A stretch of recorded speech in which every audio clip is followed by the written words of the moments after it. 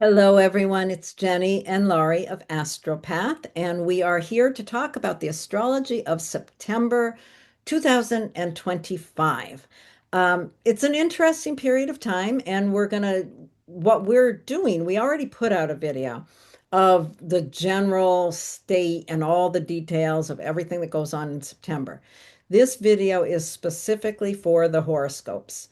So we're going to go through each sign and talk about how um, basically, one section of the month is what we're really focusing on, but we're going to talk about September for each sign. You can primarily watch it for your rising sign. If you want to watch it for your sun sign, or if you don't have your rising sign, there's definitely information that you'll get there as well.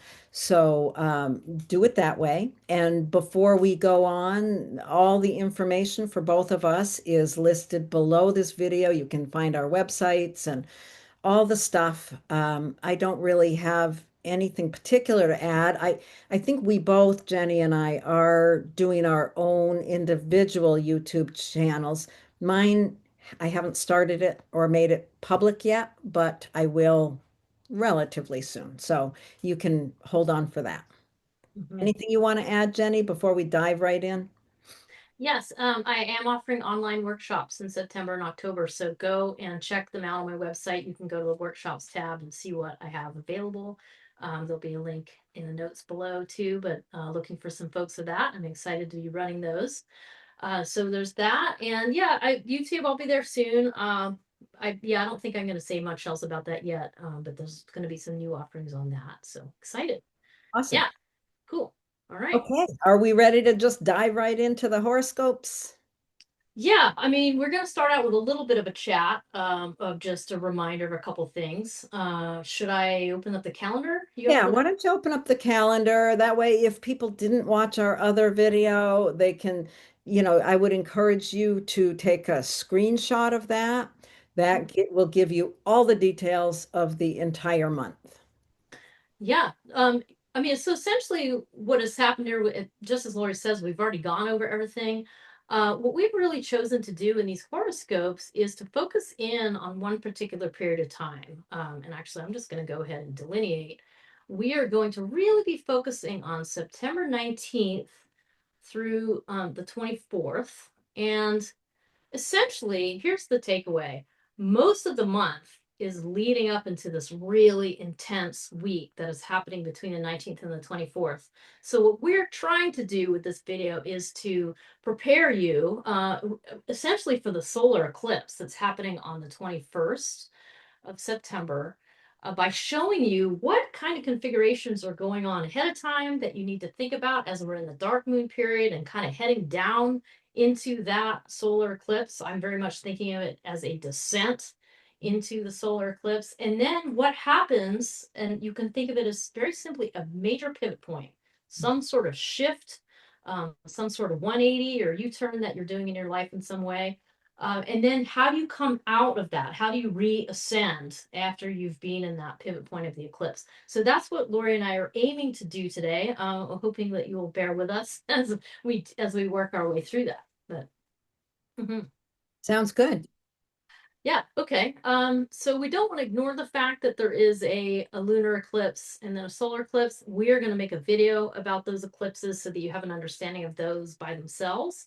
And today we are really just going to focus in on Venus entering Virgo, squaring Uranus, having a solar eclipse, Mars entering Scorpio, and coming out the other end to square Pluto. That's what we're really going to be looking at and hoping to send you away with a picture of how to navigate the pretty complex time. It's very complicated. It's very Yes. complicated, and it's so tied up with because both of these planets that you just mentioned, Venus and Mars, are moving into a new sign and then forming a difficult square aspect to an outer planet. These are very connected to the bigger cultural changes that we are all in the midst of. Yeah, and there's a very definite connection between all of these big shifts. We've had Saturn and Neptune going into Aries, and now Saturn is back to Pisces. We have Uranus in Gemini. It's a totally new place. Gemini is also going, I'm sorry, Uranus is also going to be retrograde by the time we reach this time period we're talking about. We have Pluto in Aquarius. These are all huge shifts that have happened in these inner planets of Venus and Mars.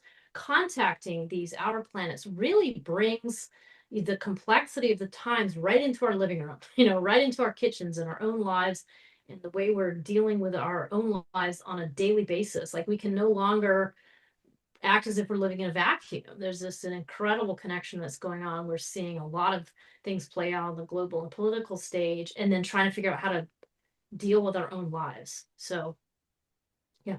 Anything else to add before I blather on? Fascinating. I think we're ready to just dive right in. Okay, so let's move on. So yeah, skip ahead to your own to see how it's going to impact you. But let's start right out of the gate here, of course, with Aries rising. So for the month of September, which is really what we're focusing on, there is a lot going on, as we have mentioned. And the beginning of it, the sun is going to be in Virgo. And the sun is going to maintain its focus in Virgo, which for you with Aries rising is going to light up your sixth house.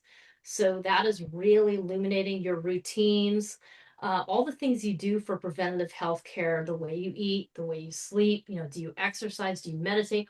All of those things are really brought right into the crosshairs with the sun in Virgo. And then the sun is going to move into Libra on September 22nd and really start focusing in on your partnerships.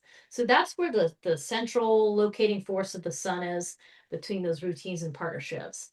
Now, just before the solar eclipse, which is happening on the 21st of September, Venus is going to move into Virgo, and it's going to kind of be seconding that whole business of putting a focus on your routines. And it's going to really bring in your values. Venus is your values. And so you have an opportunity to really understand what are your values around your routines? How are you able to take care of yourself? Like what's going on there? And are you being overly perfectionistic? This is going to be a key question as Venus squares Uranus. Because that's once it slides into Virgo, it's going to be hitting that Uranus, which is newly in Gemini. So this is going to bring a lot of pressure from Uranus onto Venus. And really what this is doing in my mind is it's revealing, it may reveal anxiety.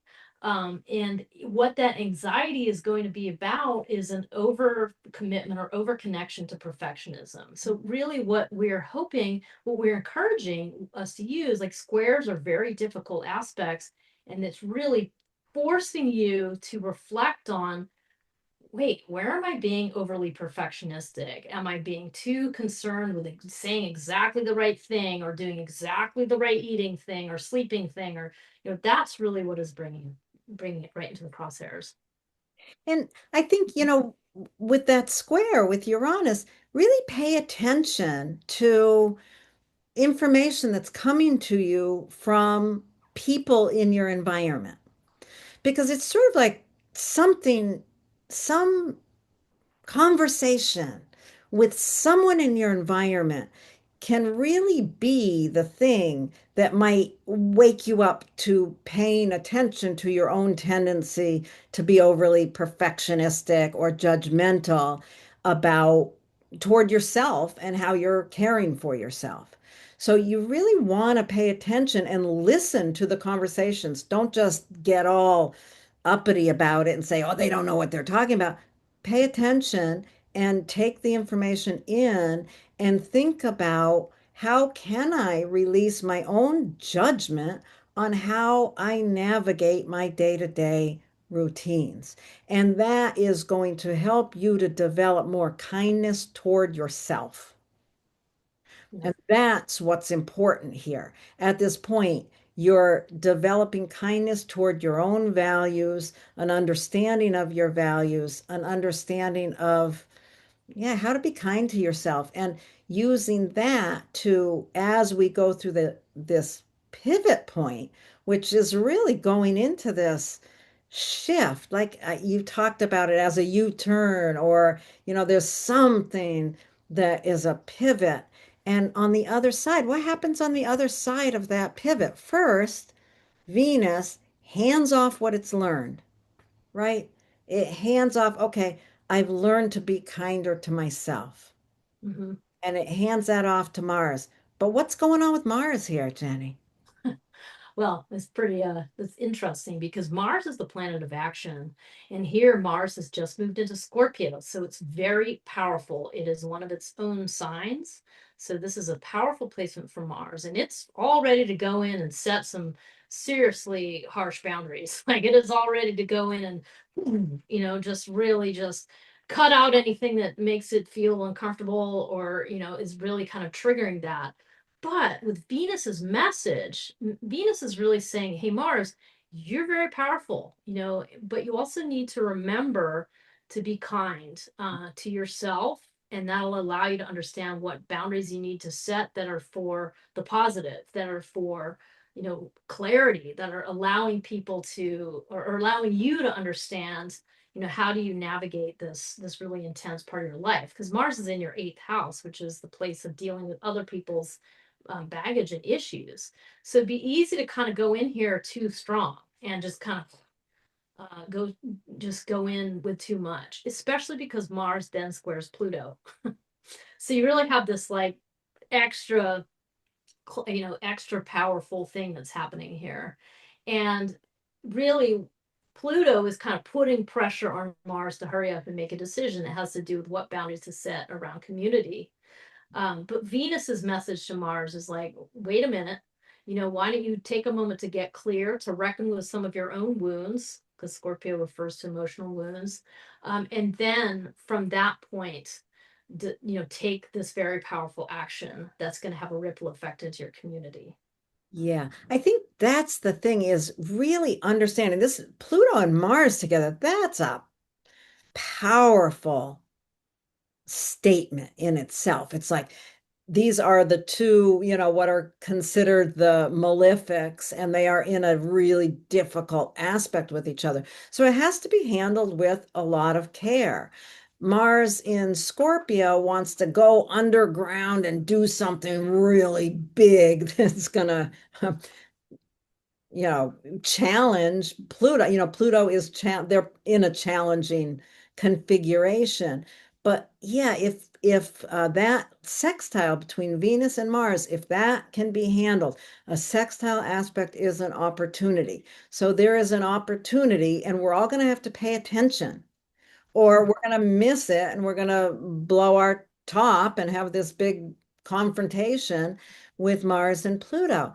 But if we can use the opportunity that's provided to take what we've learned about softening our own self expectations and understanding that the sword's edge of that Mars in Scorpio is really going to impact the larger collective. It's not just going to impact you and what happens today. These are big outer planets that are in play here. So, how we manage this, like you said, there's a ripple effect that goes far beyond our kitchens and our living rooms.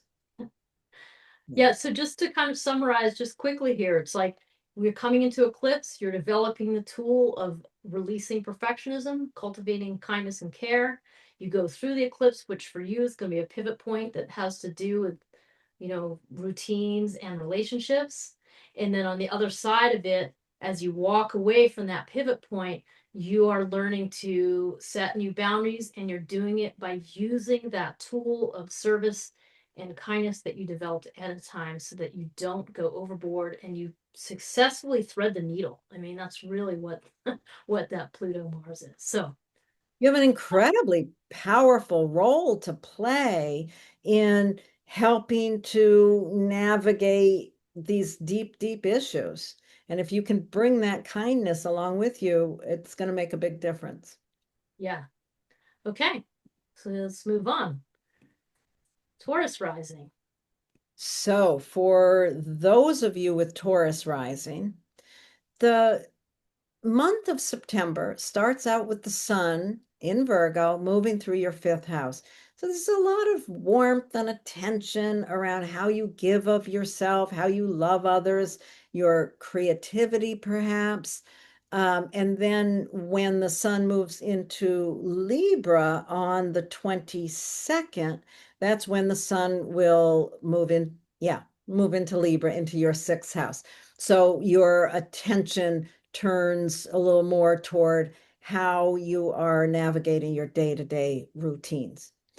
So we've got that big, powerful pivot point that we're talking about, which is the eclipse, the solar eclipse on the 21st. That's happening at the very, very last degree of Virgo, right before the sun enters Libra. That point itself is a tricky point. It's kind of an unstable position.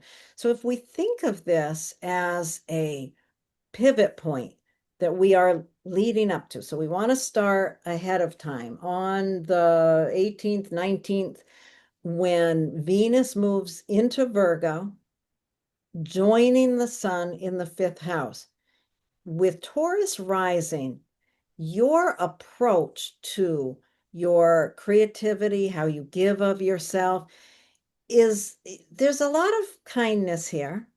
But there's also, you have this tendency, you likely have this tendency to have really high expectations of the ways in which you give of yourself or your creativity.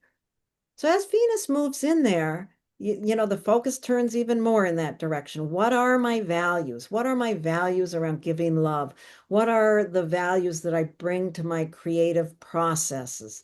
These are some of the questions that you're really going to be thinking about.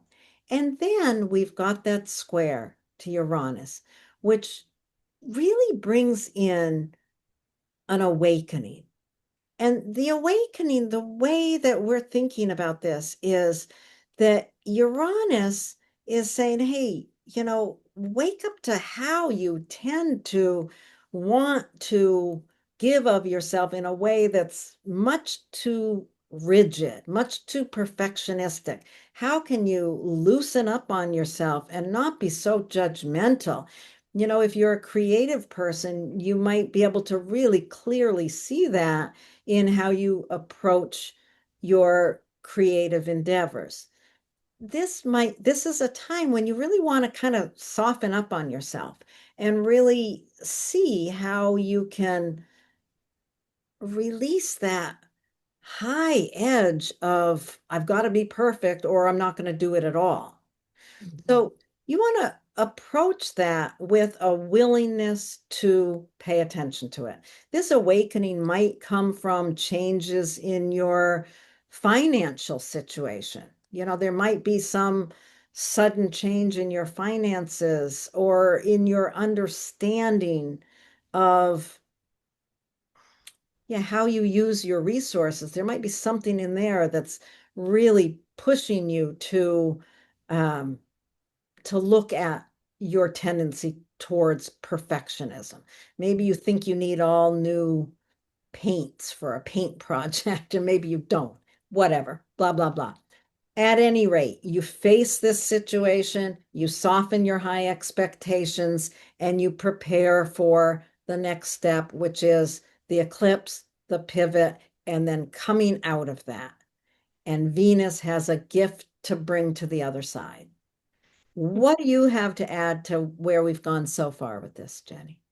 Well, I think you've covered a lot of that Uranus Venus thing, and I think all I would say to kind of summarize is if you have some anxiety that's coming up around that time, there's a lot of information in that anxiety. So it's during a dark moon. So the answer is to sort of try to turn and face that anxiety and get objective about it. Maybe you need to write in a journal or something that gives you a little space. But I think that that's the key to trying to unpack that is let anxiety be a signpost because it's really going to reveal places where you're holding on too tight to some sort of perfectionistic ideal. And the dislodging of that is what you want to go into the pivot of the solar eclipse with. You know, so the solar eclipse is I think Laurie said this already, but it's at that unstable degree of Virgo. So it's kind of tilting you, it's asking you to please release there would be a real tendency to want to cling to something being a certain way, and you've got to release that. I think that's very much part of the pivot. Yeah. But part of that is the lessons that you learn from Venus ahead of time. You go through this pivot of the eclipse, and then it's going to be handing that off, to Mars. So you kind of have a sextile here. I shouldn't say kind of, but we double up there. Um, but it's got a sextile to Mars. So it's really in a positive, there's an opportunity here. And I think really what Venus is trying to do across that gulf of the pivot is to hand off the tool of kindness, the tool of releasing perfectionism, the tool of finding a little bit of surrender. And it's really getting into, for you, a Taurus rising, Mars is going into Scorpio, it's going into your seventh house. So there's going to be an impact on your partnerships here.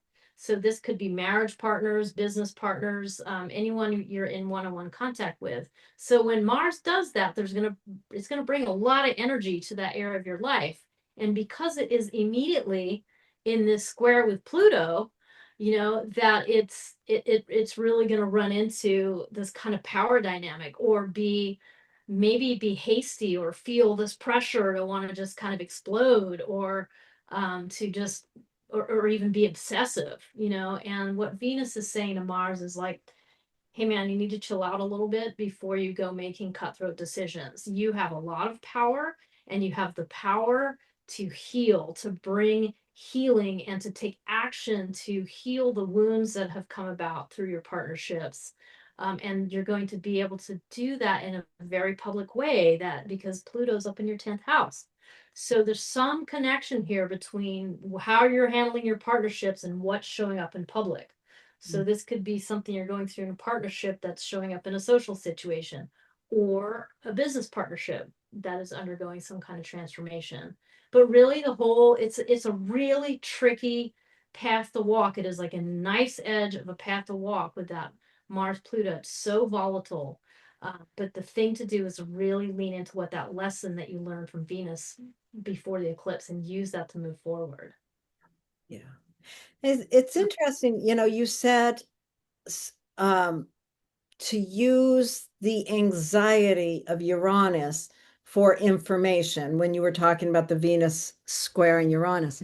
And I was thinking that it also, on the flip side, using power dynamics and anger as information of where you need to stop and say, oh, wait a minute, I've got to grab that lesson that Venus gave me.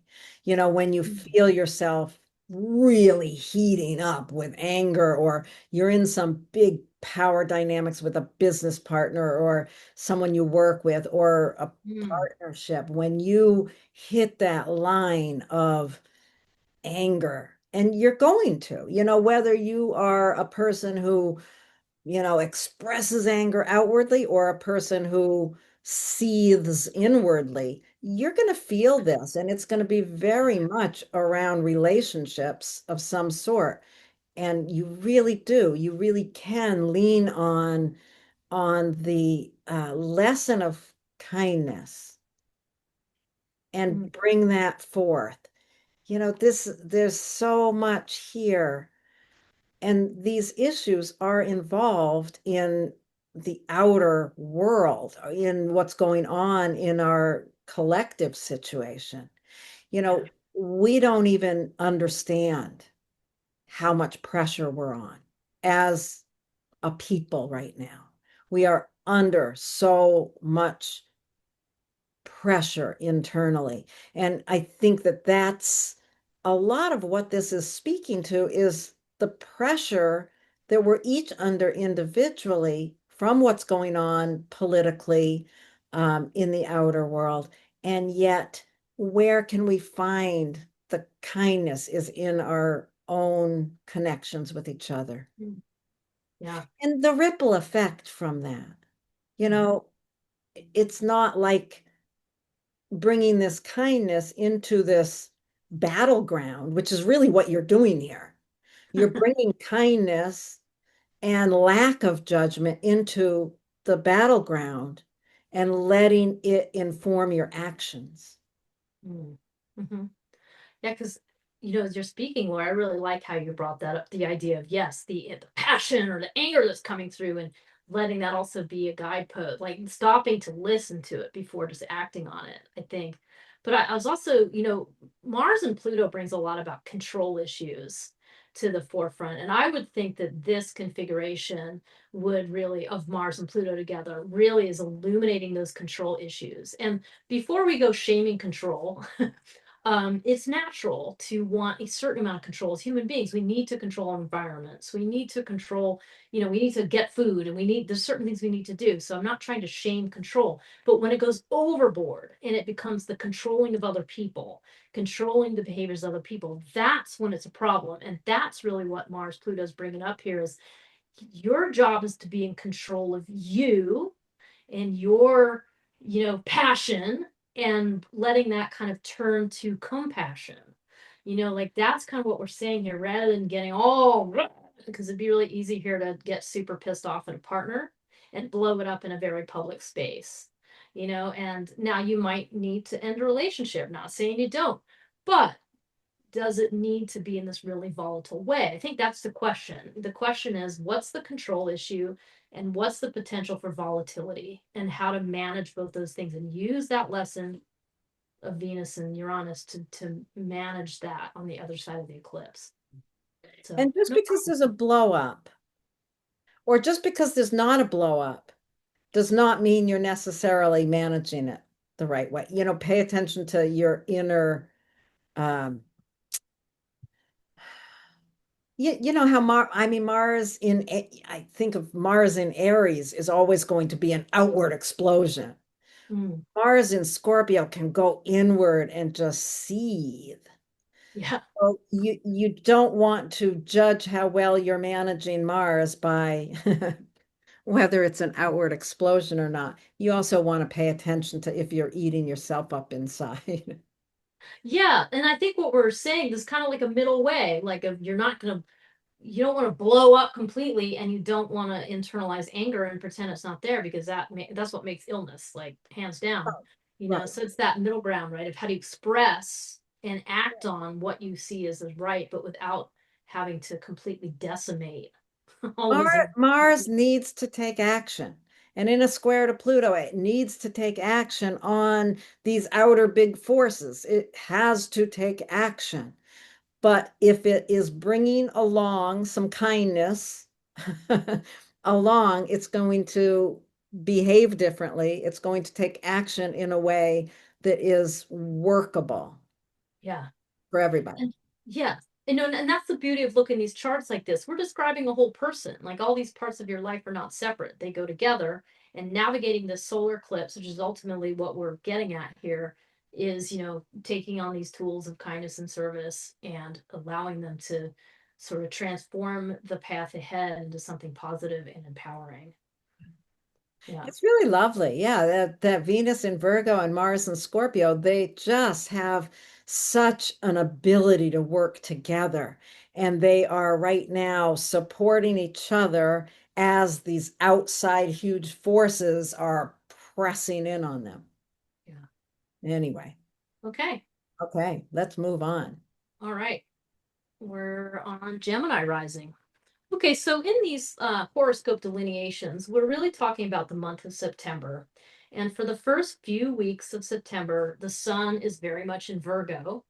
And for you with Gemini rising, that means the focus is on house, home, family. Now you can take those into deeper layers, ancestry, the land you live on, all of these things, or even just simply looking at your deeper emotional foundation is what the fourth house represents. So that's where the focus has been, because it's Virgo. It's raising some questions about, like, how meticulous are you in your home, or how judgmental are of yourself as a family member, or kind of bringing in those harder things because of the solar eclipse that is going to be happening on the 21st, kind of brings in those issues.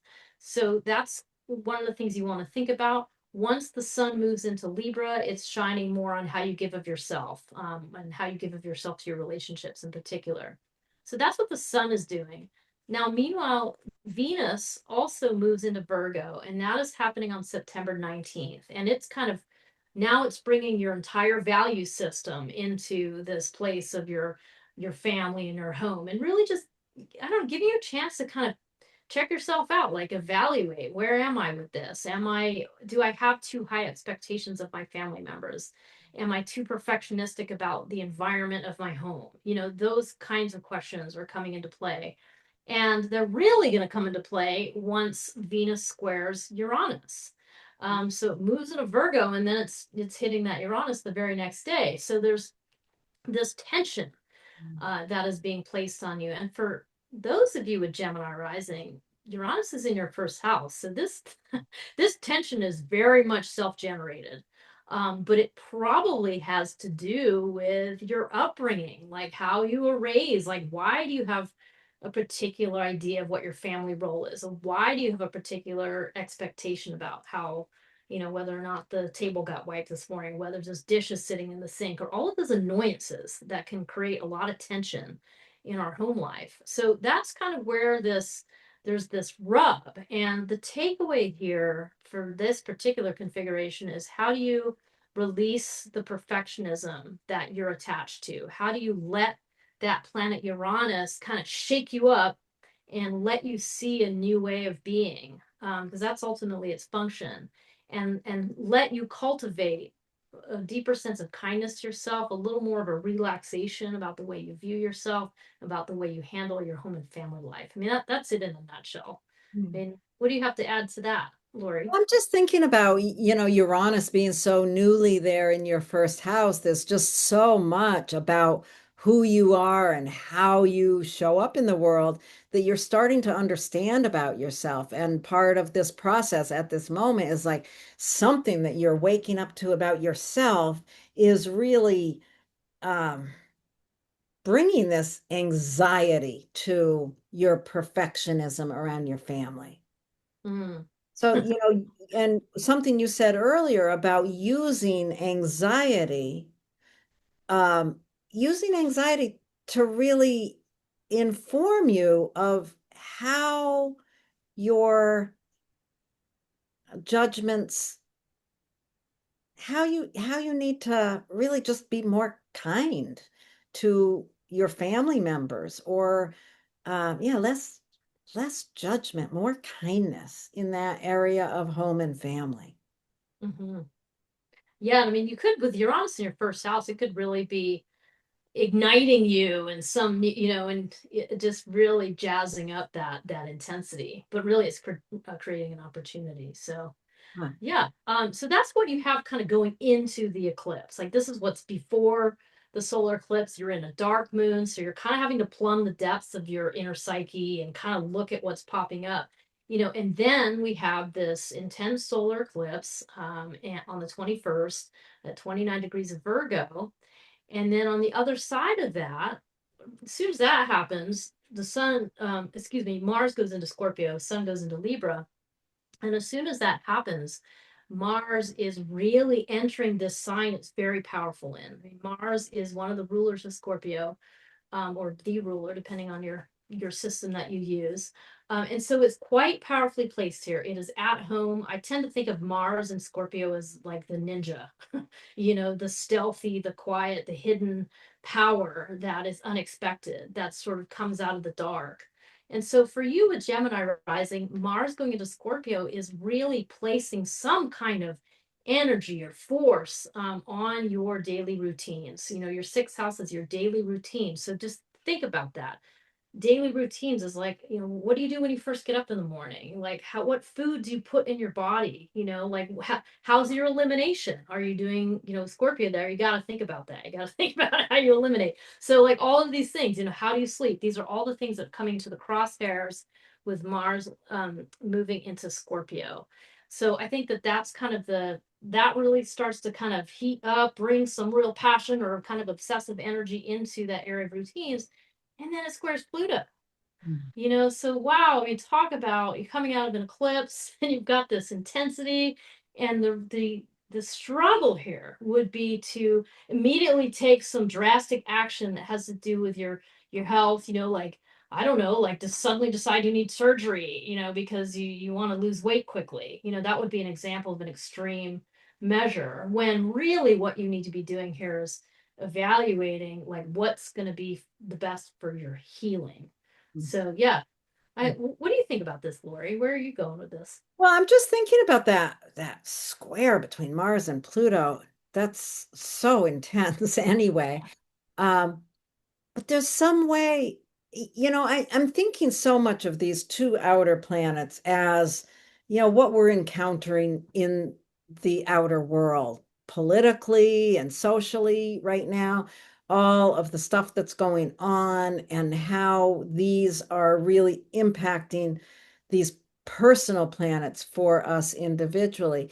For people with Gemini rising, yeah, there's some way that you just there's some frustration. I see this as a huge frustration in how you're encountering the outer world and how it's impacting your day-to-day routines.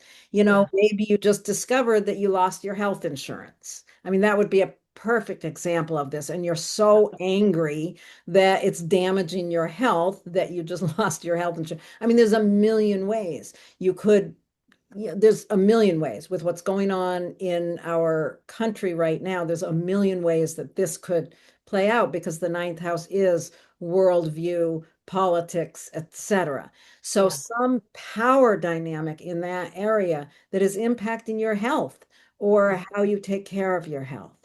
So there's a lot to be angry about. And what's the anger going to do? It's just going to eat you up and destroy um your equilibrium, your lifestyle. The sixth house, thinking of the sixth house as just the lifestyle, how we go about our business. So rather than allowing that to happen, how do we prevent that from happening? Well, we lean on the lesson that Venus gave us right before the pivot point of, hey, slow down, stop being so judgmental. Just, really evaluating your values from that perspective. We don't have to, yeah, we just have to handle things with more kindness, handle ourselves with more kindness and more space. There's only so much we can do to fight against what we find ourselves in the middle of. And that's not to say we shouldn't do anything. We have to. But if we just go off in a typical Mars manner and blow up the powers that be, what good does that do? We have to find a way to utilize these power dynamics. And if we come at it with, at the core, the kindness of we're here to be of service and to help everybody, that will change the look of how we approach it. yeah. And ultimately let you transform, the way you handle yourself in the sixth house, the way you make sure that you're as balanced as you can be, that you're trying to stay grounded, that you're eating food the way you should, that you're keeping yourself, kind of handled and feeling grounded, because I think that's an important sixth house thing.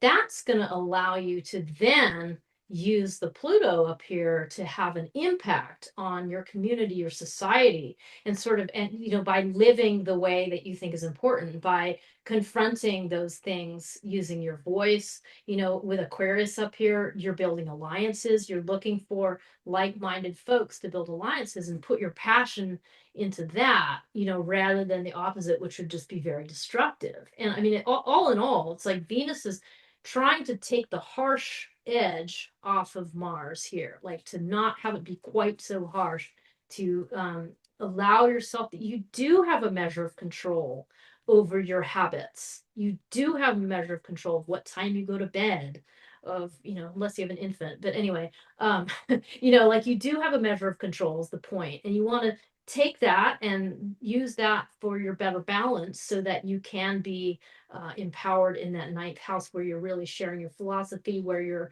thinking critically, you're not just kowtowing to what you're being spoon fed from, sources of bullshit, quite frankly. So anyway, that's kind of, I'll stop there, but but that's what we're looking at, is how to navigate the solar eclipse, this pivot point in the way you give of yourself, by taking the tools of kindness and care and using them to instruct the most powerful way forward that is not destructive but positive. Yeah. Yeah, you've got to take action, but you've got to take it with a measure of, yeah, discernment. Oh, good keyword. Okay, let's move on then to Cancer rising. All right. So for those of you with Cancer rising, September, the bulk of the month, the sun will be moving through your third house. And it's really, the sun brings warmth and light and attention to wherever it moves. So as it's moving through your third house, your attention is likely on areas of communication, your siblings, your environment, the people that are in your environment, the relationships that I always think of the third house as the relationships we don't choose, our siblings and neighbors. So then on the 21st, when the sun goes into Libra, that's bringing more attention into the home and family area. But the period of time that we're focusing on, first of all, the most of the month, I feel like we are preparing for this 1 week that happens between approximately the 19th and 24th, right in there, which is the period of time that we have the solar eclipse, and the sun moves into Libra. So that period of time is so intense, and we have chosen to think about it as a process that we're going through, a kind of path that we're walking, and it starts in the dark of the moon. We are approaching that eclipse. And first of all, Venus goes into Virgo. Venus joins the sun in Virgo. And that, wherever Venus moves, we tend to, our values follow. Venus is the planet of our values. So as it goes into Virgo in your third house, you really want to get clear on what are your values around communication. What are your judgments on how you use your voice? How do you use your voice? This is something that you're really thinking about. And then what occurs? We have Venus forming a square to Uranus. So that brings in a lot of anxiety. Now, what you want to think about is right here during this period of time, you want to really pay attention when anxiety kicks up, and it's bound to. When it kicks up, you want to really pay attention to it. What is it pointing at? How is it showing you that something in some awakening? I would expect that there's some awakening of something unconscious, something kind of hidden internally is waking you up to your tendency to not say what you think until you feel like you've got it all exactly lined up and ready to go. This internal perfectionism where you think you have to have it perfectly figured out before you talk about it. Now, this is something that's really important right now for you to understand that about yourself and release it. That eclipse that's happening on the 21st is so much tied in to releasing this high expectation of how you use your voice. Mhm. So pay attention to that and find a way to, really understand that your voice with Virgo there in that third house, your voice is intended to be of service to others. And you're not going to be of service if you don't say anything until it's perfect, right? So you've got to be kind to yourself, bringing in that kindness of Virgo, the service of Virgo, really understanding the importance of kind service of your voice. And that's going to really lead us into that pivot point and then what happens on the other side of that pivot point.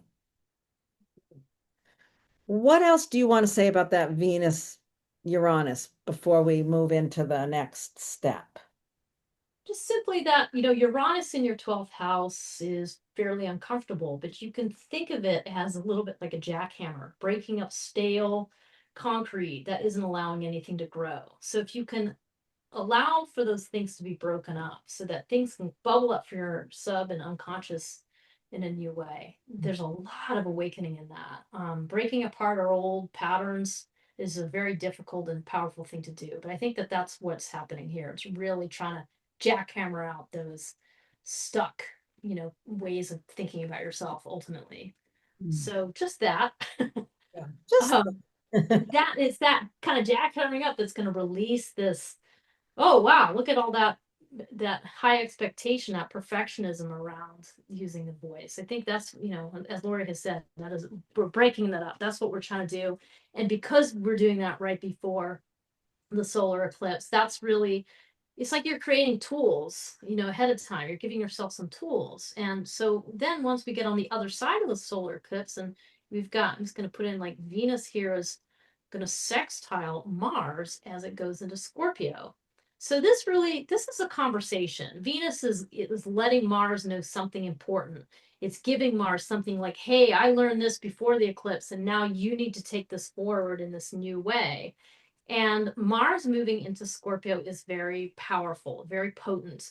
And for you with Cancer rising, this is really lighting up the way you give of yourself. The deep, intense way that you give of yourself to other people is becoming actionable in a new way by having Mars here. There's something, so this is like your deep creative process, and then you're offering up this gift to the world. I mean, that's what the fifth house is. And Venus is sort of saying to Mars here, like, look, you need to take these lessons, this new awakening, this new understanding of releasing anxiety, this new understanding of releasing expectations so that you can just create and ultimately just be loving, which is not what you think about when you think about Mars and Scorpio. Mm. But that's what Venus is sort of softening that effect of Mars. Mm. And then Mars squares Pluto. Yeah. I think about yeah, Mars going through that fifth house, yeah, that power, taking powerful action on love, Mm-hmm. taking a powerful stance on love. Yeah. Mm. Yeah, I know and then it's interesting to think about. So square Pluto, well, Pluto's in the eighth house, and that's a place for those of you with Cancer rising. You've been experimenting with new boundaries now for a while, with Pluto going into your eighth house, and you're starting to understand the power and the importance of setting the right boundaries, of engaging the right rituals to support you in how you set these boundaries. That's one way to think about Pluto there. And Mars coming into that square, it's asking you to do a dance with that and to really look at where is their empowerment. And because of the message from Venus, what is the kindest thing to do here? What sometimes it is important to have a clean break, a clean cut, and move on. That's better than ambiguity. Ambiguity can be, or ambivalence can be incredibly damaging, actually. Mm. So there is a clarity here, but it's also saying don't be hasty. Don't, assume that because you see yourself as only giving one way that you need to just like, cut someone out of your life like that without further consideration. That is not the message. I think there's a lot of stuff about control here. There's a lot of stuff about how, as Laurie said, you want to give of yourself. And there's a real intensity with Scorpio in the fifth house, about the way you love other people. So there's something in all of that that is really asking for your attention. So, Yeah. mm, I'm thinking about, anger with this, and anger can go in different directions. When I see Mars in Aries, you always think about anger going outward, explosive anger. In Scorpio, it's more apt to go inward or to kind of come across from a different direction. It's more hidden, and internal. But you really want to pay attention at this point to what anger is teaching you. mm, How how can you work with anger? Anger sometimes is just stuck necessary action, isn't it? Mhm. It's just like some action has to be taken. If you find yourself suddenly at this point in time so angry at other people, you're trying to navigate other people's baggage, that kind of eighth house where Pluto is kind of thing. You're trying to navigate all this stuff and you find yourself angry at your children or angry at not being able to accomplish a creative project the way you want to. If you find yourself in that kind of a state, it's really important that you not try to stuff it or ignore it, or, obviously you don't want to, light the fuse on the bomb, but you do need to take the responsibility of taking an action. Yeah. you know, do the thing. Use your new understanding of your gentler voice that came out of the anxiety a few days earlier, before the pivot point. And now you've got to take action on what you're seeing. Yeah. These are big storylines because they're totally tied in with the culture and the times that we're living in. And we're all under a lot of stress right now. Yeah. For Yeah. you, your action has to be showing up in that area of where you give of yourself. Yes. And then the kind of full circle picture here is that what we're trying to help you do is navigate that solar eclipse. So everything that you do here is going to end up coming back to the sun moving into Libra right after that eclipse and bringing your focal point back into the home and family life. So all of these actions, these frustrations, these struggles with subconscious patterns, they come back to home life, family of origin, that sort of thing, because of where the eclipse is. So it's like navigating that eclipse in a caring and empowered way. It's not an easy task. Yeah, So and because it's an eclipse, this is a long story. It's not just this one week. Even yeah. though it plays out in this one week, it is a much longer story. Yeah. Okay, ready to move on? I guess so. So, all right. Okay, so those of you with Leo rising, we're talking about the month of September here. So, in the beginning of the month, the sun is in Virgo and it's really illuminating your second house where you have Virgo, which very much has to do with your values, your resources, your finances, your attitude towards your finances.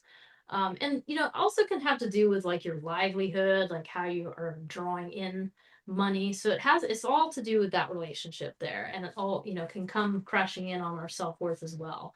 So that's the beginning point right up until the solar eclipse, which is happening on September 21st at 29 degrees of Virgo.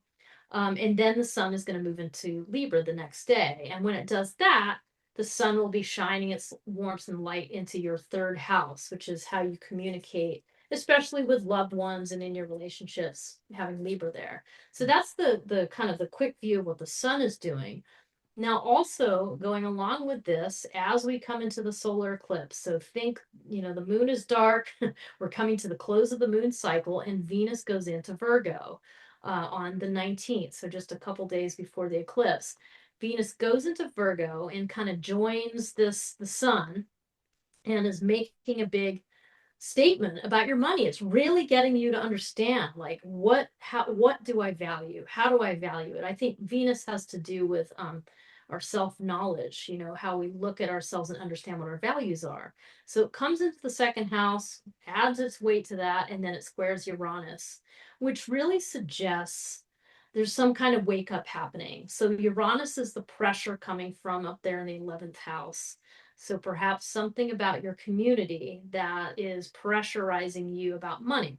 Maybe it's that you discover a community that you don't really agree with how they want to spend their money, or maybe you feel pressure to donate money to support a cause. There's something about these two areas of life that feel anxiety provoking and kind of stressful, but ultimately are for your awakening, ultimately to kind of shake you up out of your perfectionistic attitudes or tendencies about how you spend money or how you deal with your finances. There's something here that's really saying, look, if you've got things up on a pedestal, There's only one place to go when you're on a pedestal, and that's down. So really what you're doing here is looking at, where am I being perfectionistic? Where do I have really high expectations? Where do I need to wake up and kind of follow the thread of those anxious type thoughts into a bit greater understanding of your value system. And so that's all feeding, before the eclipse. This is the sort of the tools in the toolbox you're trying to get in place so that you have a greater understanding of, really it boils down to being kind to yourself, being kind and considerate, and thinking in terms of how to be of service as you go into the solar eclipse. Lori, what do you think about that Uranus Venus situation? Well, I was just thinking, yeah, I don't know that I really have anything to add to what you said, but that Uranus being an outer planet, it's, these big picture stories that are going on. And over these last months, you've been learning a lot about what community means to you. And at this point is probably the first point where you're understanding some expectation from the community around your finances. Yeah. There's some way in which there might be a wake-up call. Yeah, like, oh, well, I joined this community, or I have these people that support me, but now they're expecting financial support from me, or something along those lines. But yeah, there's a way in which you really have to understand that wherever Virgo is for you, that second house, this is a place that you are of service. You know, you are of service with your finances. That doesn't mean you have to give everything away, but you really do want to pay attention to what your expectations of yourself are, and to ease up on those expectations and be kind to yourself with your own money too. Yeah. But There's yeah, something in that mix. and then we've got that little well, then we've got the eclipse, right? Yeah. Yeah, we have that eclipse. Then And then we get there's the other the side of it. pivot point. There we Yeah. are. Yeah. Yeah. So you kind of are like, moving down into that, taking that with you. And then we have the solar eclipse representing a pivot for you that has to do with, again, your money and then how you communicate. And then the very next day, Mars moves into Scorpio, and it creates this sextile between Venus and Mars. They're both in these yin signs now, Virgo, Scorpio. And there's a kind of a handoff where Venus is saying, look, I've learned these lessons before this pivot point came, and I would like to hand these off to you because there's something very important here, Mars. Now, Mars in Scorpio is a very powerful placement. It is at home here. It knows what to do. And here it's involved with those things that are hidden out of view, the Scorpio things, maybe something kind of clandestine or tucked away or something that isn't readily obvious. And Mars moving into your fourth house really just brings in this deep well of intensity at your emotional foundation. Like you already have that as a Leo rising person. You already have Scorpio in your fourth house. So you are a pretty intense person. And Scorpio coming in here is really, I'm sorry, Mars coming in here is really, you know, forcing some sort of action, making it feel like, oh, I got to do something now. But thank goodness the sextile to Venus is sort of saying, wait a minute, like make sure that you are not being overly judgmental, make sure you're being kind. And then Mars is like then squaring Pluto, which brings in this incredible intensity. So, shoot, there's a lot of stuff going on here. Yeah. Yeah. There Mhm. is. That square is really quite intense. And you want to think about anger, how you use anger, how issues of anger and action play out for you around your family of origin, what you grew up with in that regard. This is really, there's a real stress point, a real powerful stress point. I don't know how to even say it. It is like you're on that knife's edge. Yeah. And for you with Leo rising, this is between your fourth and your seventh house. So it's some way where some changes in your relationship are kicking up a lot of anger around your family or around the home, or I don't know, maybe you have a partner who suddenly wants to, dig up your foundation in your home and change everything, or, there's some real stress point between home, family, and partnership, or, it could be a business partner, but I think in this situation, it's more likely to be more of a personal partnership that's getting into this kind of um, entanglement. There you go. So, yeah, entanglement. So rather than going off and just, starting a war here, you really want to pay attention to that gift that Venus is handing off. The thing with Mars being here in Scorpio is it can take advantage. It really can. It sounds like how is this little gift of Venus going to help when there's a war going on? But it really can help because Mars in Scorpio is very inward. It doesn't want to throw the bomb. It wants to go at things in a different manner. And it can take advantage of the lessons that Venus is handing it. It can learn to bring a little more understanding to the table. Don't you think, Jenny? Well, yeah, and I think, yeah, because that's the nature of the sextile, the two yin signs, Right. and the fact that we're sort of highlighting this connection between Virgo and Scorpio, like there is an inward turn. And the truth is here is that Mars in Scorpio is very much concerned with control and is concerned with internal control ultimately. Right. And that's, and so we've got the internal control of wanting to control the emotional environment within. And it would be very easy to take that and project it onto the partnership, which is what Pluto represents, rather than saying, like, wow, like I just need to be in control of my own things here, and then bring that to the partnership with, hey, I have this real intensity around X. How do I deal with that? I need to deal with that. So it's kind of like trying to bring, instead of trying to control the relationship, which is what this could represent, and control the other person's responses, or in some way control the partnership, it's taking responsibility for controlling the intensity around the self, and then kind of bringing those into the relationship. And that's the path to empowerment, is owning the vulnerability that Mars and Scorpio represents, and then finding the empowerment that Pluto and Aquarius in the seventh house represents. Because with a square, an action has to be taken. Yeah. So you can't like take this gift of Venus and say, "Oh, I'm going to just use it to control myself." End of story.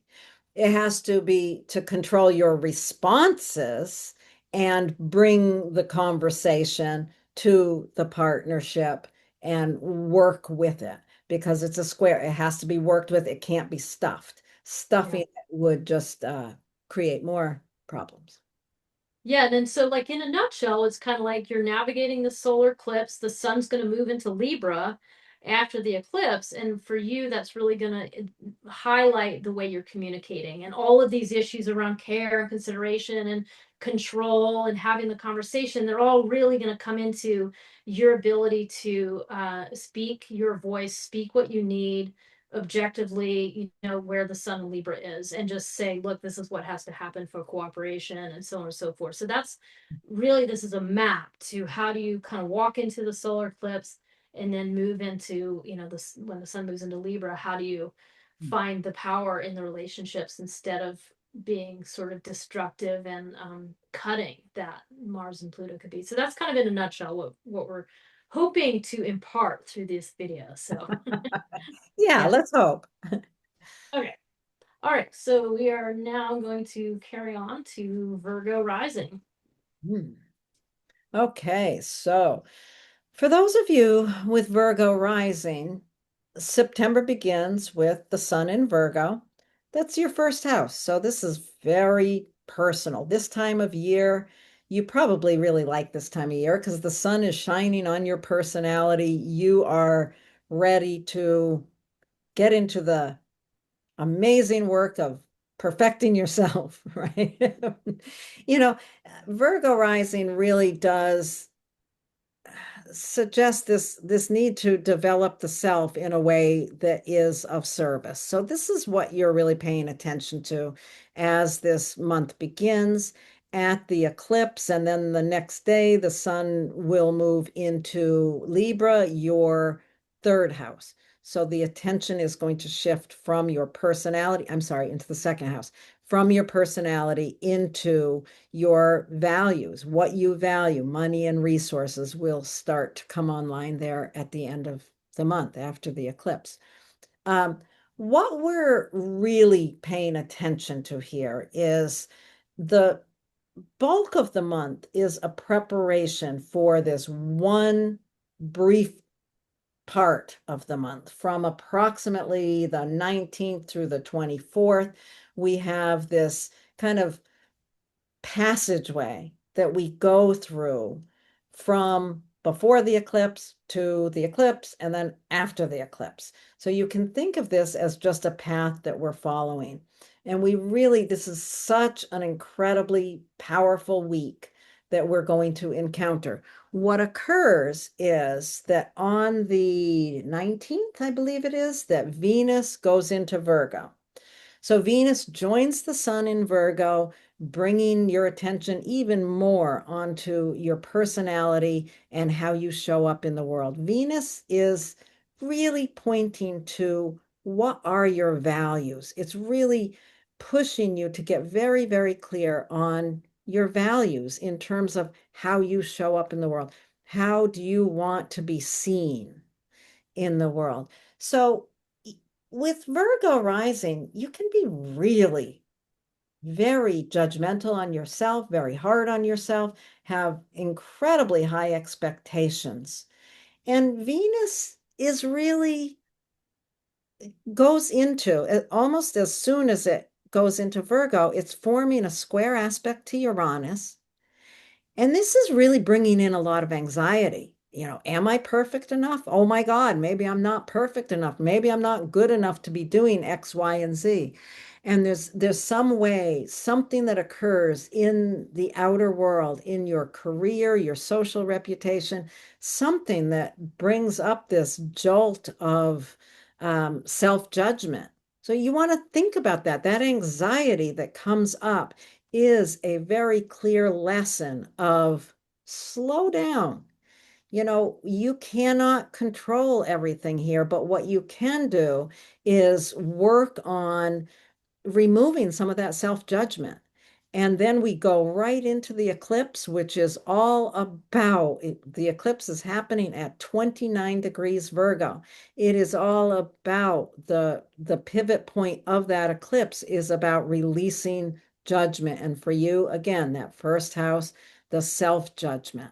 So there's an awful lot here about Uranus waking you up to the importance of releasing your own expectations of yourself.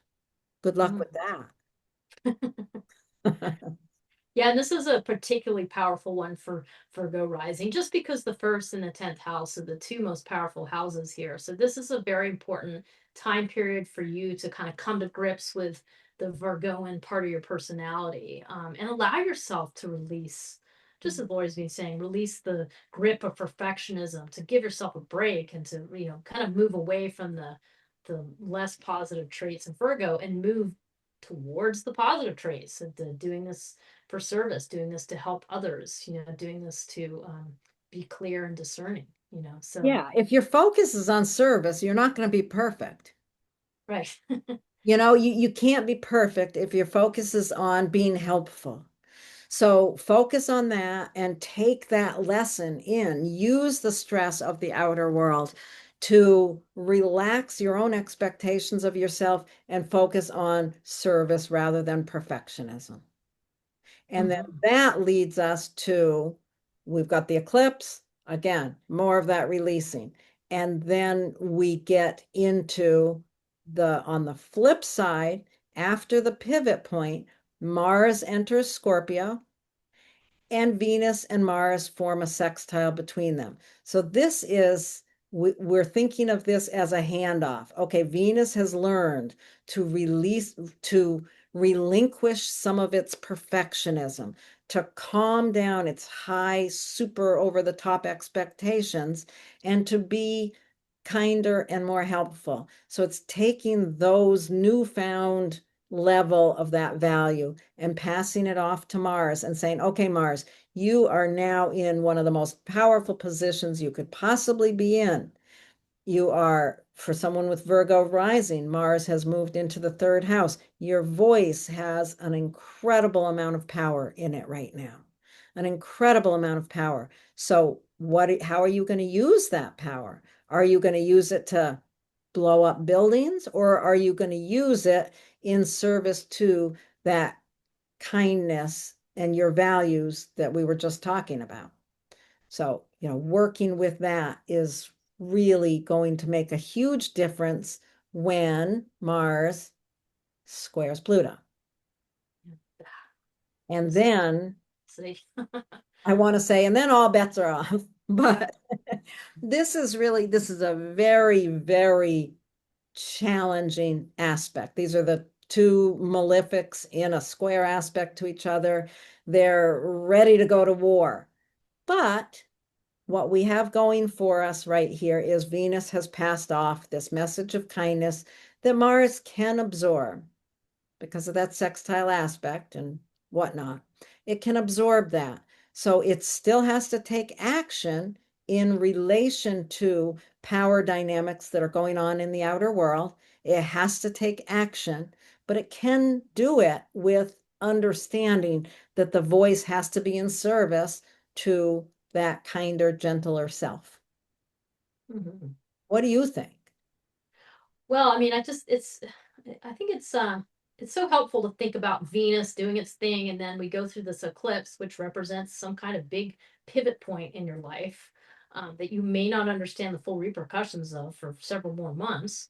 But then as soon as that eclipse happens, then you have, Mars going into Scorpio. And so I think it's just this real handoff of this useful tool that you get from the Venus, like, hey, remembrance for service. Hey, remember to release perfectionism as best you can, because that's how you can use that Mars to really think, hey, I really want to empower my voice here.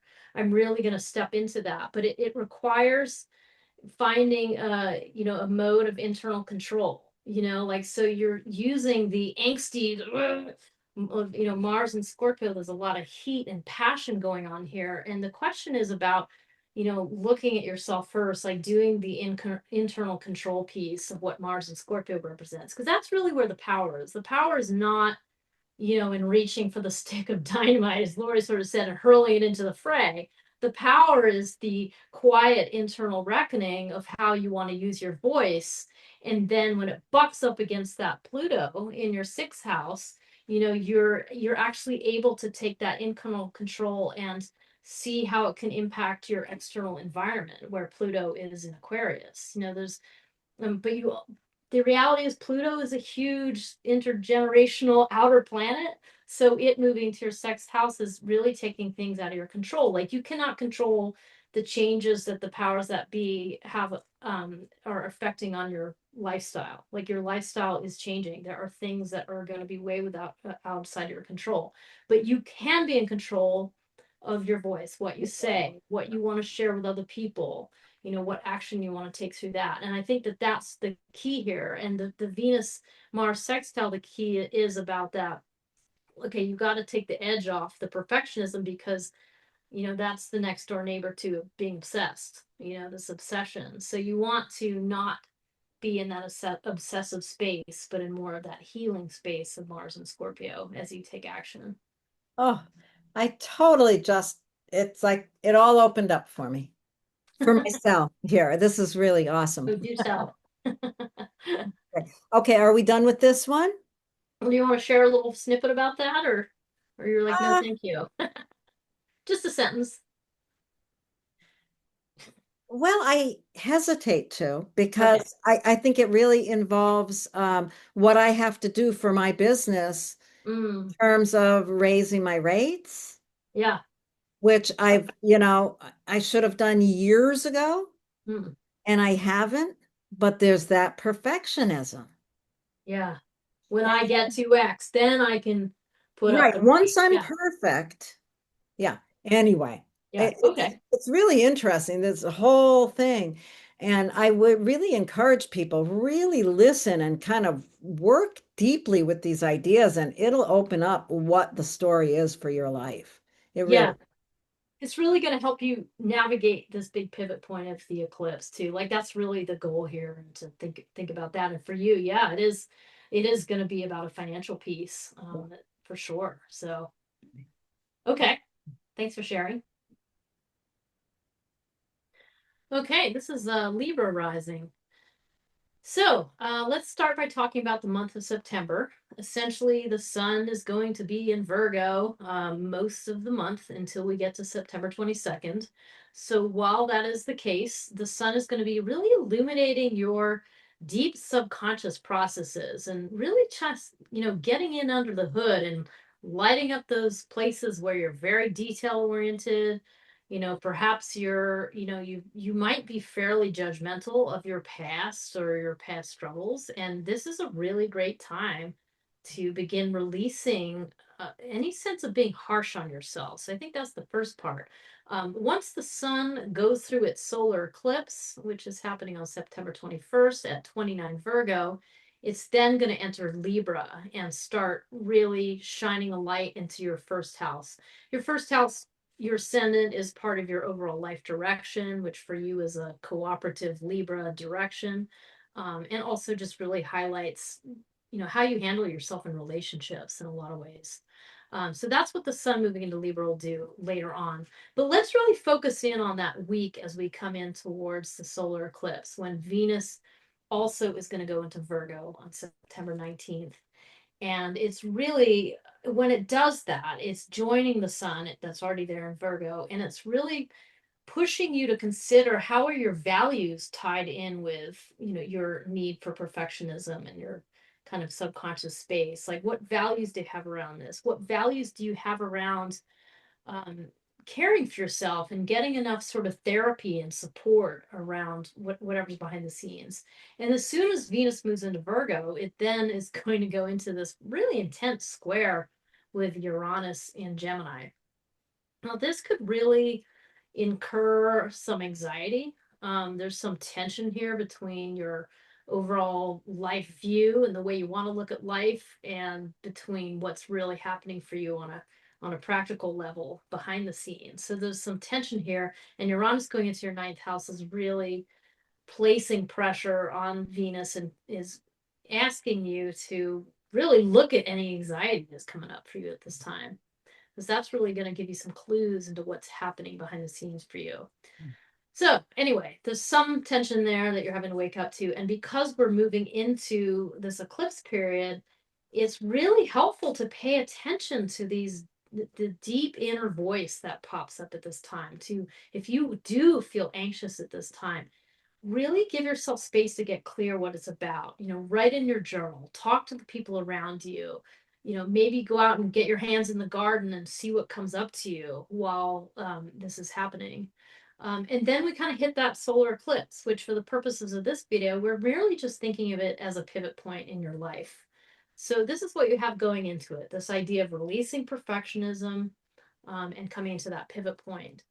And then on the other side of the eclipse, Mars is going to move into Scorpio. And at that point, you have this really nice connection between Venus in Virgo and Mars in Scorpio, where Venus can really transmit the lessons it has learned, the lessons around kindness and service and helpfulness, and transmit it to Mars, which is now going to be in Scorpio in your second house. So, Laurie, what do you think about that? And what do you think about Mars moving into Scorpio in the second house? well, I'm still stuck on the Venus Uranus. Yeah. I want to just step back there for a moment. And I'm thinking about that Virgo in the 12th house, that high expectation of your own internal processes. You expect so much of yourself. And you said it well when you said something about having being judgmental of your past, I think you said. And I think that that's really important to think about, what that judgments that you have about your own internal processes. But I also think about that 12th house. On the flip side, it can also be the hidden spiritual understanding. Mhm. So, and I just wanted to bring that in, and the Yeah. fact that, that you're that square from Uranus, like some awareness from the outer world is waking you up to maybe you're really judgmental around anything spiritual and you won't let yourself think about, you won't let Mhm. yourself go there because that's, yeah, somehow not in your judgment, it's not a place to go. So Yeah. there's some way that your awareness of the outer world is changing your understanding of either your inner psychology or your inner spirituality. And that is really waking you up to your own judgments of yourself and your own need to be kinder to yourself. And Yeah. then I'm sorry, I just kind of had to go back and No, and I was just going to pipe in here too. That could be a teacher. Like you're making me realize like that Uranus could be a teacher outside of you that is like, you need to wake up to this. So no, it's great. That's great. yeah, You it could be a teacher, it could be a politician, it could yeah. be a book that you read or a video you watch about astrology. It could be a lot of things, but yeah, a teacher for sure. So then, yeah, then we've got that pivot point of the eclipse, and then Mars going into Scorpio, and Mars in Scorpio, is just so powerful. It's Mhm. not it's not Mars in Aries. It's not going to throw the bomb. It might bury the bomb, but it's very, very strong, and it is really pushing you to ask some questions about your own values around money and resources. Yeah, there's that. Mhm. And then no sooner does it go in there, and it makes that square to Pluto, right? Makes that square. Yeah. I So know. Well, it's interesting thinking about Mars going into the second house. Really the word that comes up for me there is the need to take ownership. Like there's an ownership thing in the second house, the taking ownership of the way you're going to value yourself, or taking ownership of accepting that you have quite a bit of intensity around money, or that maybe you have some pretty good wounding around your self-worth, mm. and so I think there's something in there about yeah, about that. And I think that's an important way to think about like the taking ownership, because that's where the power is. When you take, I think we've been kind of talking about Mars and Scorpio as something about control. And there's certainly something about control issues with Mars, Pluto, Mars, and Scorpio for sure. So the question here is maybe evaluating what can you control here, and what you can control probably some parts of your finances, maybe not all of it, but there's probably some area there. And also you can take control of your healing. That's a much harder ask, but you can identify what could be the wound that Scorpio represents to do with self-worth or to do with money here, and take action on it in a way that is going to bring some healing. I think that that's really the kind of the keynote. And then as it bumps up against Pluto, it's adding another layer. And the other layer is, well, the fifth house is about how you give of yourself and how you give love. So if you're not even sure how much you're worth and you're struggling with that and you haven't taken ownership, you're not going to be able to give of yourself the way you want to. But if you can, go back in and sort of take ownership of the way you love yourself, it's going to free you to be more loving towards other people. Now, this is a very difficult ask, with the intensity of things here. These are not gentle contacts. Like these are fierce and furious contacts. And the only gentle contact is the one that Venus is imparting to Mars and saying, it's okay. It's okay. You just need to slow down. You've got this. You can take ownership. You don't have to run from your wounds or try to control them in a way that isn't healing. So I think that that's what part of the The picture. kindness. I love Yeah. it that you brought in that piece with Mars about taking ownership of your wounds. And Yeah. in order to take that ownership, what do you need? You need to be a little gentler on yourself. You need exactly what Venus is offering in this moment. Yeah. Yeah. And then ultimately that leads where Pluto is in your fifth house. This is a place where you can be incredibly empowered right now. And that's potent to be a Libra rising person and to be able to your power being in the way you give of yourself right now with Pluto there. I mean, that is a powerful, moment for you that or several many years ahead actually that you have. So you're really learning about that and how to Yeah, really give more love, you know? you know, Hmm. I'm going to release perfectionism by just blurting out what I haven't figured out what I'm going to say yet. Yes, dude. I'm thinking about the power of giving of yourself, being squaring that Mars, the wounds around money. There's some way in which this could really represent a way in which you feel like you have to, that the solution to someone's need, someone who you love that you want to give, that the solution is your money. Mm, You might feel like the solution is your money and you don't have it. And that could be the conflict here. Like, in order to show love, I have to give money to my child or my lover or whoever, that fifth house thing, but I don't have it. And it just brings up all that wounding from childhood, self-worth, blah, blah, blah, blah. There's something so powerful in that. And you yeah. can see, the gentleness of Virgo can cut right through it. Yeah. And let you take ownership in a new way and see that it's actually not about money. It doesn't have It's anything to do about with money. something else. It's about the deeper layers. Yeah. Yeah. Wow. Cool. That Yes, this is a, feels you know, very powerful. yeah, and like this is a pretty strong statement for a Libra rising person, like to just this is like a little map of kind of how to navigate this period of time. And I think it's a very important map of like taking those tools and navigating this major pivot point. Because I think you Libra rising people have an opportunity to really switch something with this solar eclipse, just because it's so close before it goes into the first house in whole sign houses at least. So That's yeah, amazing. Okay, okay, cool. all right. Let's scoot along here to Scorpio rising. Okay, so for those of you with Scorpio rising, we are talking about the astrology of September 2025. And we start with the sun in Virgo, which is where the sun always is as September starts. So for you, that's the warmth and the light of the sun is in your 11th house. So it's really shining on, the community that supports you. We can think of that 11th house as um yeah, community. The old time astrology books always kind of talked about it as our hopes and dreams for the future, and then the community that supports us to that.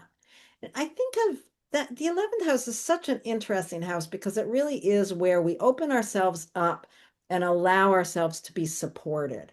Mm, With people who have Scorpio rising, they have Virgo in that area. So there's a lot of tendency toward high expectations around community. They don't want, if you've got Scorpio rising, you probably don't want it makes me think of that quote about I wouldn't want to be a member of a community that would have me. oh yeah, it's a Groucho Marx quote, I think.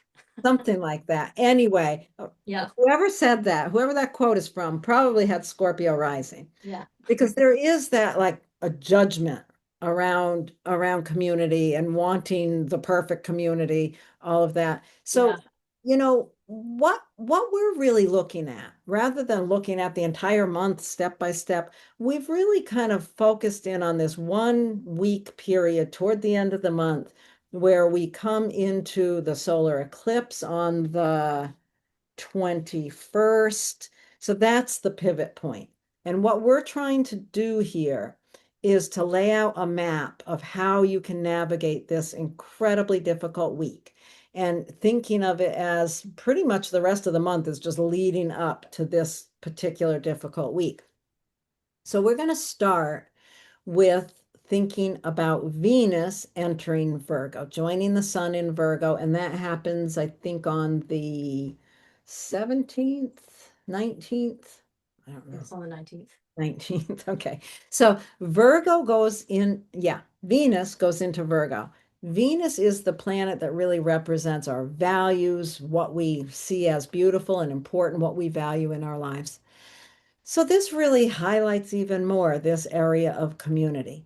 And what I want you to be thinking about during this period of time is, first of all, identifying what is the community that supports you and how are you in that? How comfortable are you receiving from community? And how are you judgmental there? How are your expectations of that community or of your place in that community a little bit out of line? What happens once Venus goes in there, it forms a square aspect to Uranus, and this brings in a lot of anxiety. This may be an anxiety that's with a member of the community or the community at large, some way in which your own understanding of how you navigate difficult issues is conflicting and pressurizing your connection with community. You want to really pay attention to any anxiety that comes up around this period of time around community. You really want to pay attention to it because what that anxiety is pointing to is your own need to release perfectionism. Hmm. This brings us into the eclipse itself, the solar eclipse itself on the 21st, which is happening at the very last unstable degree of Virgo, which is very much around releasing that perfectionistic expectations that are totally out of line. You know, Virgo really wants kindness and to be of service, to be helpful. We cannot reach a state of true helpfulness if we wait for perfectionism to come along because that's the wrong focus. You know, perfectionism, trying to be perfect, is such an ego state, and Virgo is not. Virgo just wants to be of service.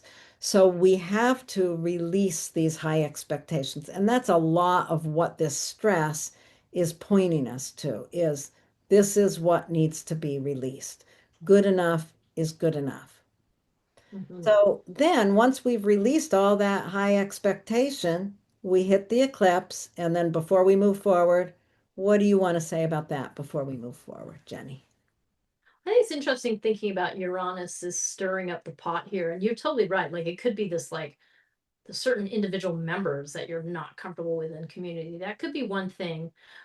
It could also be that the community you're part of starts shifting into a new direction that you're not comfortable with. Like there starts being like some weird new rituals or something that you're just not comfortable with, and that would be really interesting to just pay attention to, as Laurie's saying, and consider what that means. Like what shift might you need to make to handle that. But it's just made me think of that.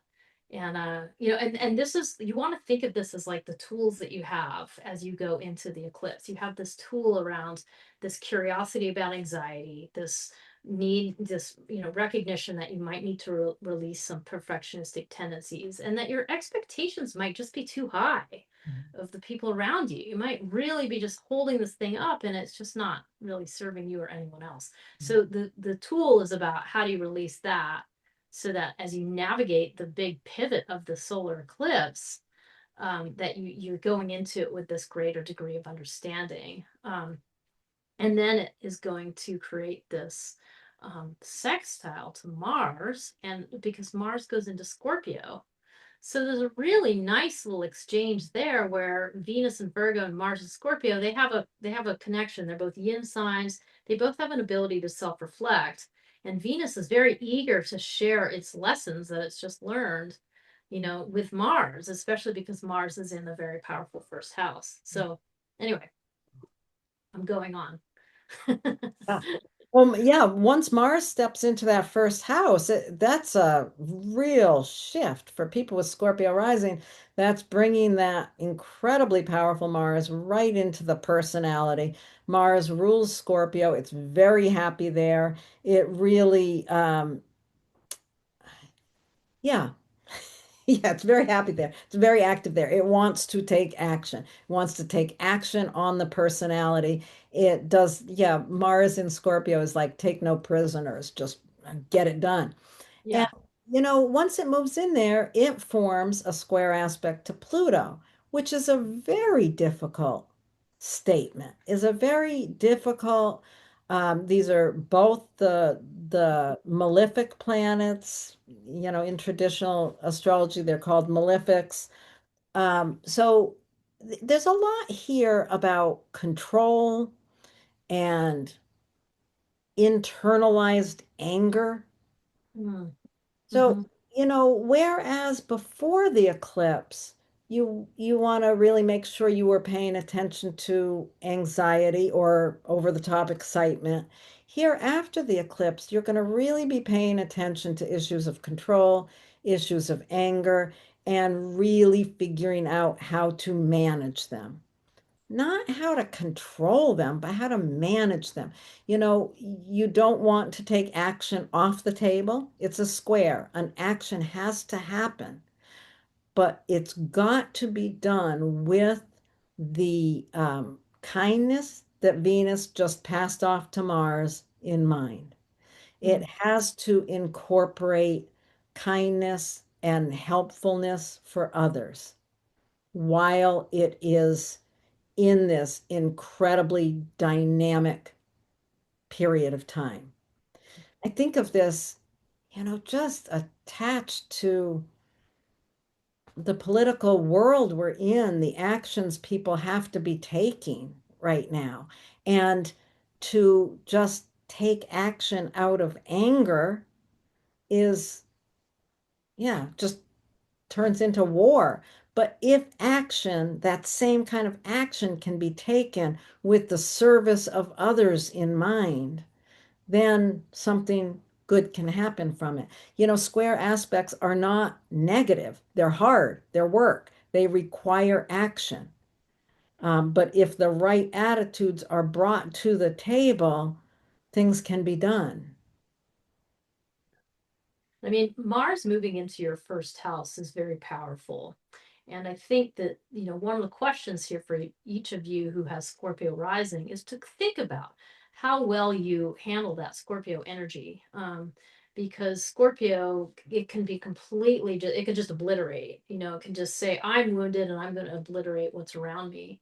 And with Mars in the first house, it could feel extremely entitled to do so, to just take unilateral action and to not give a shit about who else it impacts because it feels almost self-righteously empowered here. But then you put the square to Pluto in it, and Pluto's saying, hold on, you're going to detonate everything, including your family life, if you don't stop and consider the impact of some of your action. And that is so important for a Scorpio rising person because you uniquely have a tremendous amount of power in around this time period to really make an impact in the world around you. And so it's all the more reason that, for you to be very clear about what action you're taking, not taking a unilateral action, but really considering the impact of other people, which is what the Pluto in the fourth house is really asking you to consider the deeper impacts, and the deeper impact on your foundation as well.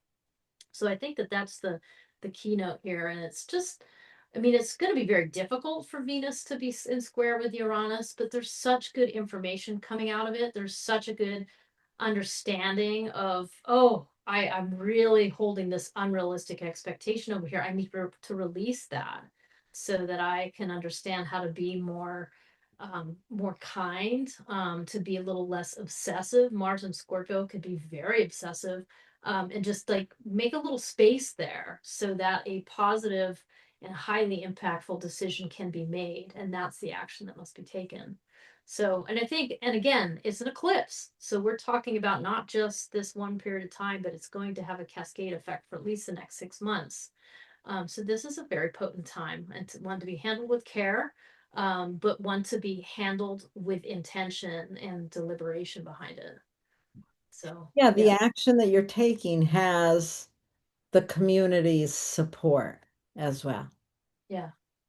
You know, there. So all right, hopefully you got something out of that.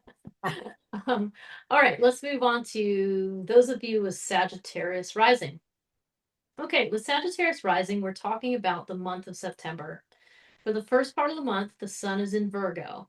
So that's putting a really clear focus up there in your 10th house, which is your most public house. It's how you show up in public, it's your social reputation, it's your professional reputation. So I think that that's the first piece just to think about for the first part of September. You've got a big focus on your career and how you are of service to other people. That's the big thing. We're going to have a solar eclipse on September 21st at 29 degrees of Virgo. And then the very next day, the sun goes into Libra. So once the sun goes into Libra, it's going to be shining its light on your community groups and your ability to accept the support of others and your ability to kind of embrace your community role. So that's what the sun is doing through the month of September. But we've really chosen to focus in on this intense time around the solar eclipse, because it's a powerful week, and the rest of the month is kind of leading up to it. And it begins on roughly September 19th when Venus is going to also go into Virgo.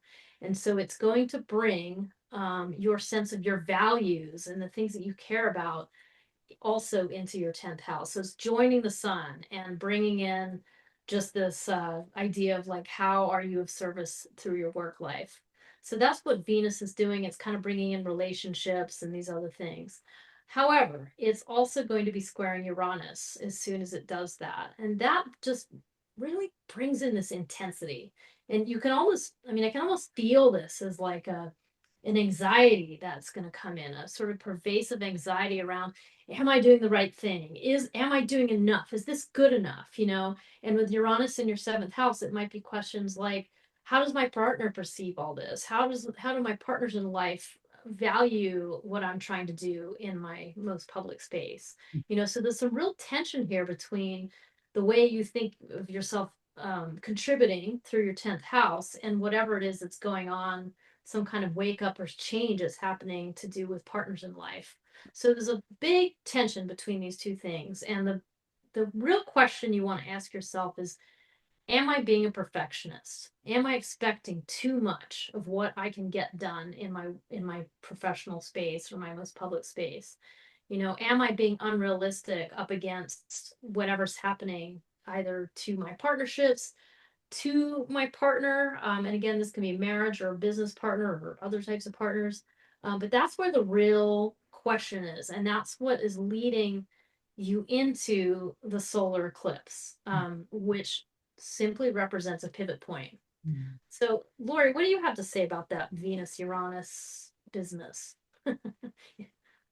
Well, yeah, I think paying attention to any anxiety that's coming in relationship. Relationship is going to be the place that's holding the anxiety that's pushing against your career or social reputation, and really getting you clear on the need to bring more kindness to your approach around that.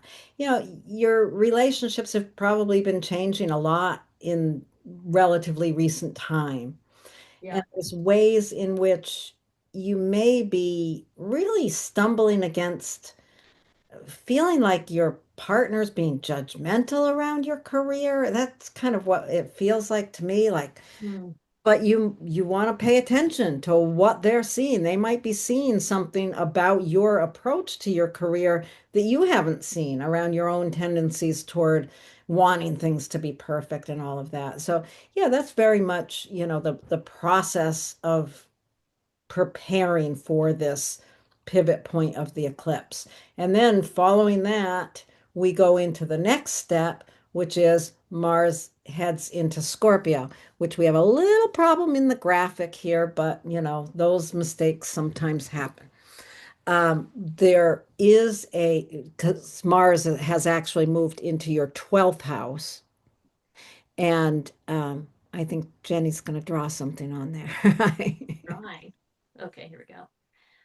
Okay. Right. Yeah, sorry. So at any Sextile. rate, There we go. There's the sextile. yeah, this except that it goes into the 12th house, not there. Oh yeah, it's on the wrong side of the line. Yeah, it's on the wrong side of the Eight. line.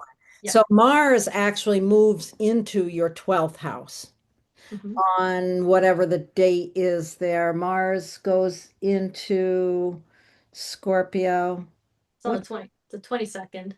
The 22nd. Okay. So Mars goes into your 12th house and it's going into Scorpio. So if you've got Sagittarius rising, you've got Scorpio in the 12th house. Your inner life, your deep inner understanding of your own psychology or your own spiritual understanding is really deep and really intense.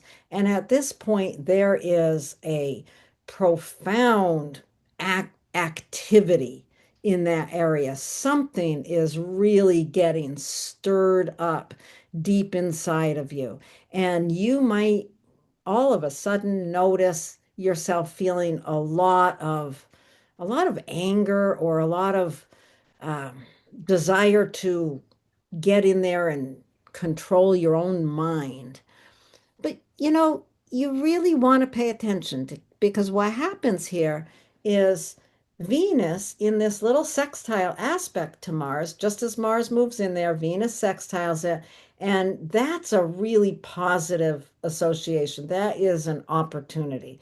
And it is really providing the opportunity for Venus to take this kindness and service and more of a relaxed approach and handing it over to Mars and saying, okay, you can go whole hog on taking some internal action on yourself, but do it with this sense of kindness and service to others, because otherwise you're going to get yourself in trouble because of the aspect that happens immediately after that when Mars forms a square aspect to Pluto from the 12th house to the third house.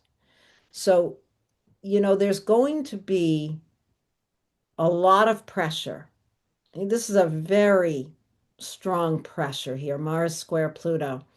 There's a real powerful pressure from something inside of you and some way in which you feel like your voice has to bring that forward. Finding that level of kindness, that lesson that Venus is trying to pass off to you is going to be really important Hmm. to Yeah, navigate. yeah, this one's interesting. It's like makes me think of just like you being like struggling with all these internal processes and you just want to say the thing.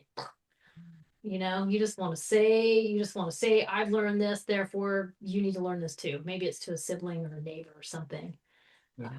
but I think what's really being asked of you is to, come to grips with the internal process, come to grips with the intensity that you're feeling, and then take a measured approach in how you want to communicate, which is going to be really difficult with Pluto square Mars.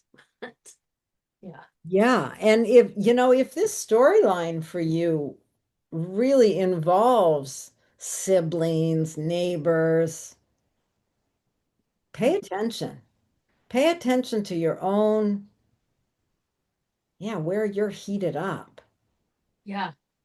It also makes me think too, like the 12th house can sometimes be a representation of like administrative powers, so people controlling things from behind the scenes. And Um, it's just kind of occurring to me. So as Mars moves into that 12th house, you may want to seize control of something, something maybe if you're kind of higher up in an organization, you may want to seize control in any way, or maybe you see an opportunity to I don't know, like run for mayor or something like that, And like, so I think that there's nothing wrong with that's great, but just make sure that you are checking in with, how you want to articulate this. How do you want to share your desire? Because if you come in all, oh, I'm taking over, well, you're going to encounter conflict immediately. But if you really have an idea and you really think that this might be a good move for you, then taking a And for measured the approach, and for right? the organization. Yeah. Yeah, exactly. Like good for the organization, not because it promotes your own ego drive, or whatever. Like that might, I mean, that can be the thing that kind of gave you the idea, but ultimately this is for service. So I could picture this being a thing for a couple people I know. So, Yeah, me too. hmm, yeah. Interesting. Yeah, that is interesting. It's really going to be really important for you to spend time alone, writing, thinking, really getting clear on some of what isn't easy to access. Yeah. Because it's Yeah. not going to That's be easy to access it. Yeah, it's a lot of power that could be intuitive power, things that aren't readily and easily recognized in our society. Like, but you have, as a Sagittarius rising person, like you've got a pretty deep well of emotional power at your disposal, just providing you. I think about working with it in a healing fashion, so then you can bring it up to the surface in a positive way, rather than being something that you're not even aware of, and you could be pretty cutthroat with that. Yeah, you're So going to want to lean pretty heavy on that Venus in Virgo yeah. and what And it's trying to show you. and it's good, right? Because it's in the 10th house. It's in a pretty public position, so that is accessible. Yeah. So, you know, yeah. Anyway, well, hopefully this provides a little map for you coming into this solar eclipse, like of what to do ahead of time, how to handle the power at your disposal after. Uh, Yeah. okay, Awesome. let's move into Okay. Capricorn rising. So for folks with Capricorn rising, what we're talking about here is September 2025. We're mostly focusing on the period of time between the 19th and the 24th, which is the period before and after the solar eclipse. That is so important that happens on the 21st. So we're kind of, thinking about the whole month as being a lead up to this particular point in time. So we want to think that, first of all, we start out, the sun is in Virgo, it's going through your ninth house, which is really your higher understanding of the world. It can encompass things like, yeah, just your worldview and all the experiences of your life that lead to your worldview. With Capricorn rising, you've got Virgo there. So that's where the sun starts out this month, and that's where the focus is. At the end of the month, when the sun moves into Libra on the 22nd, your attention is going to be moving more into your social role, your career, your reputation, that kind of thing. Um, but what we want to think about here is Venus goes into Virgo, and again, I can't remember the date that that happens. Oh, On it's on the the 19th. 19th, Yeah, on the 19th. yeah.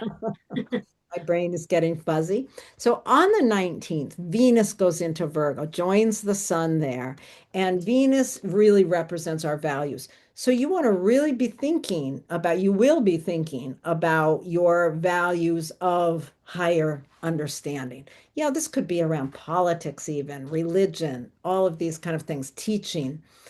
Um, so Venus goes in there, and wherever Virgo is, we tend to be really judgmental. So that you want to think about that as we consider the fact that as soon as Venus goes in there, it forms a square aspect to Uranus.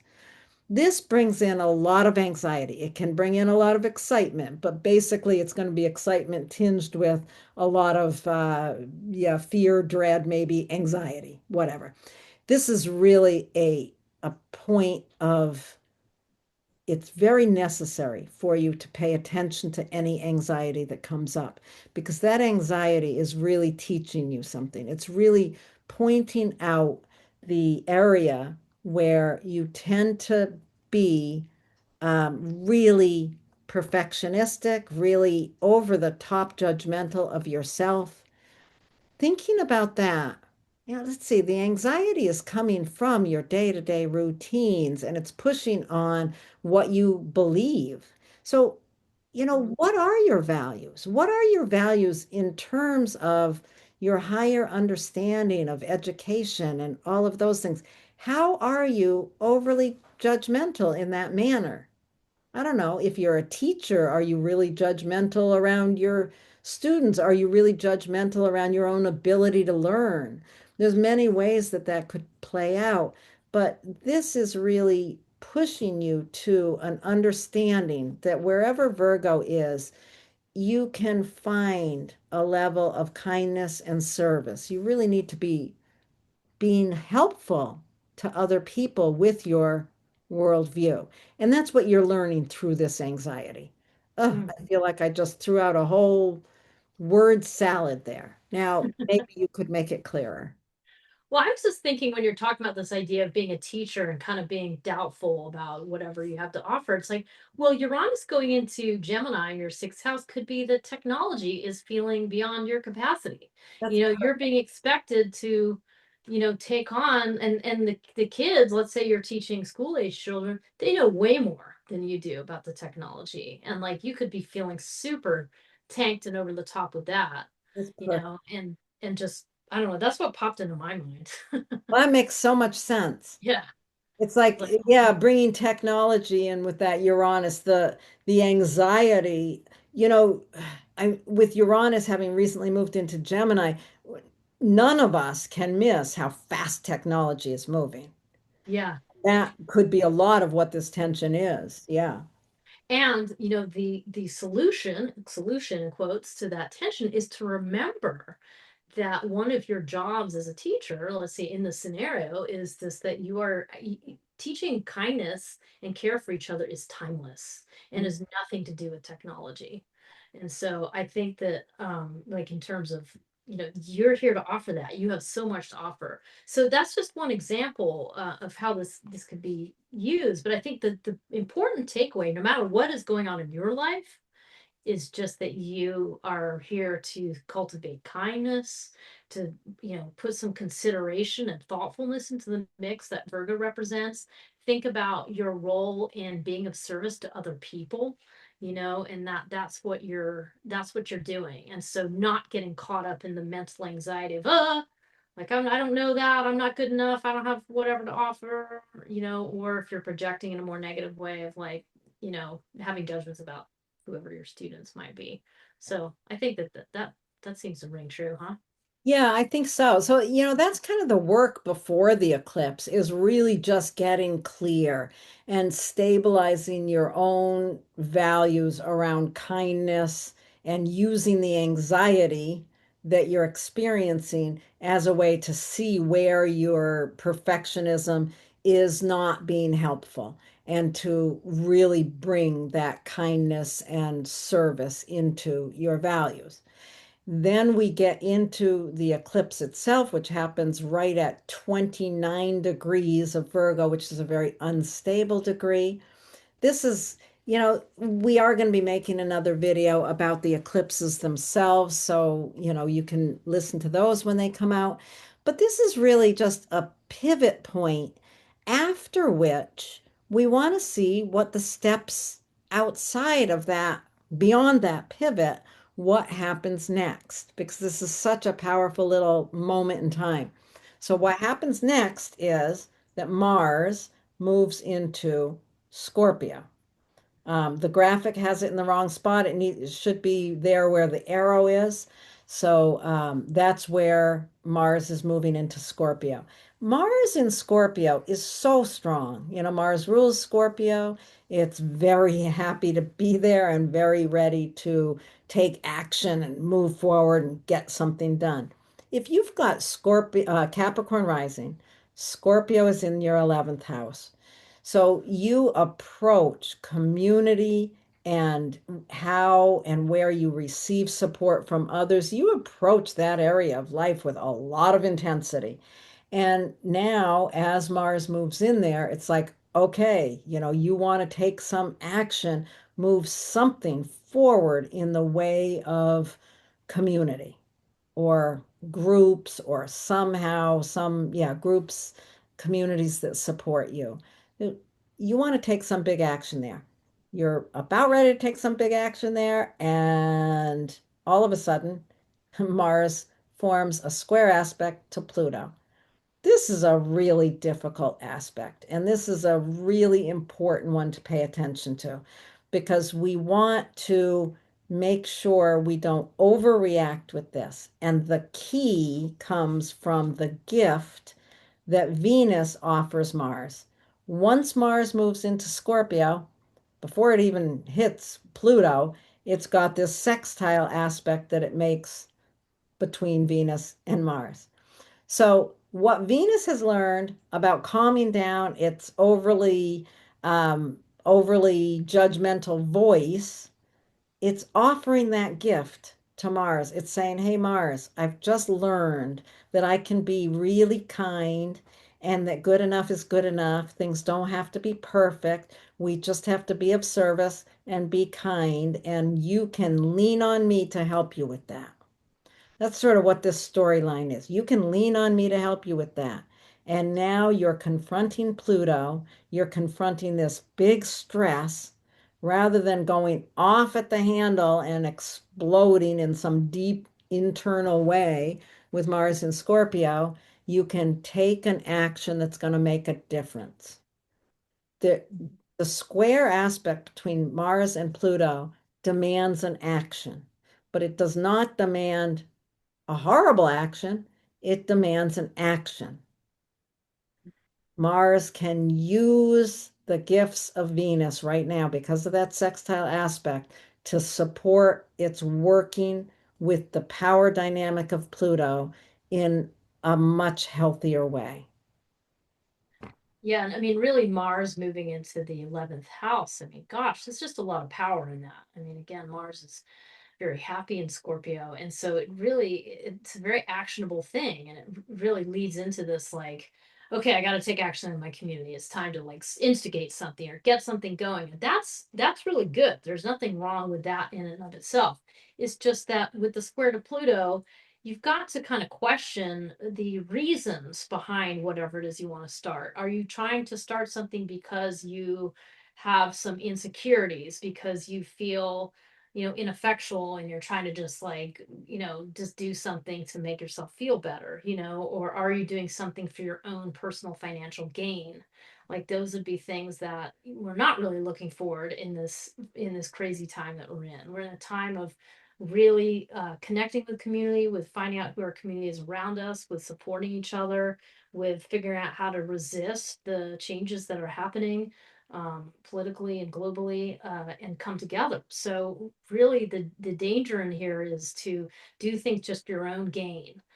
Because with Mars and Scorpio, you could do something pretty powerful, but that's not really what you want to do. Is do things for empowerment, for mutual empowerment, for empowerment of other people, for empowerment of the values that you have. I mean, with Aquarius in the second house, there's certainly a suggestion that you value humanitarianism and you value making sure that other people have rights. So I think with this one, it's about really wanting to do something in your community and just getting clear about what that action is that has a collective positive impact. And Venus is sort of whispering in the ear of Mars of talking about what it's learned about critical thinking and about occupying this kind of teacher space is very informative for Mhm. Mars and can really uh, help you navigate that solar eclipse to Mm. great positive effect.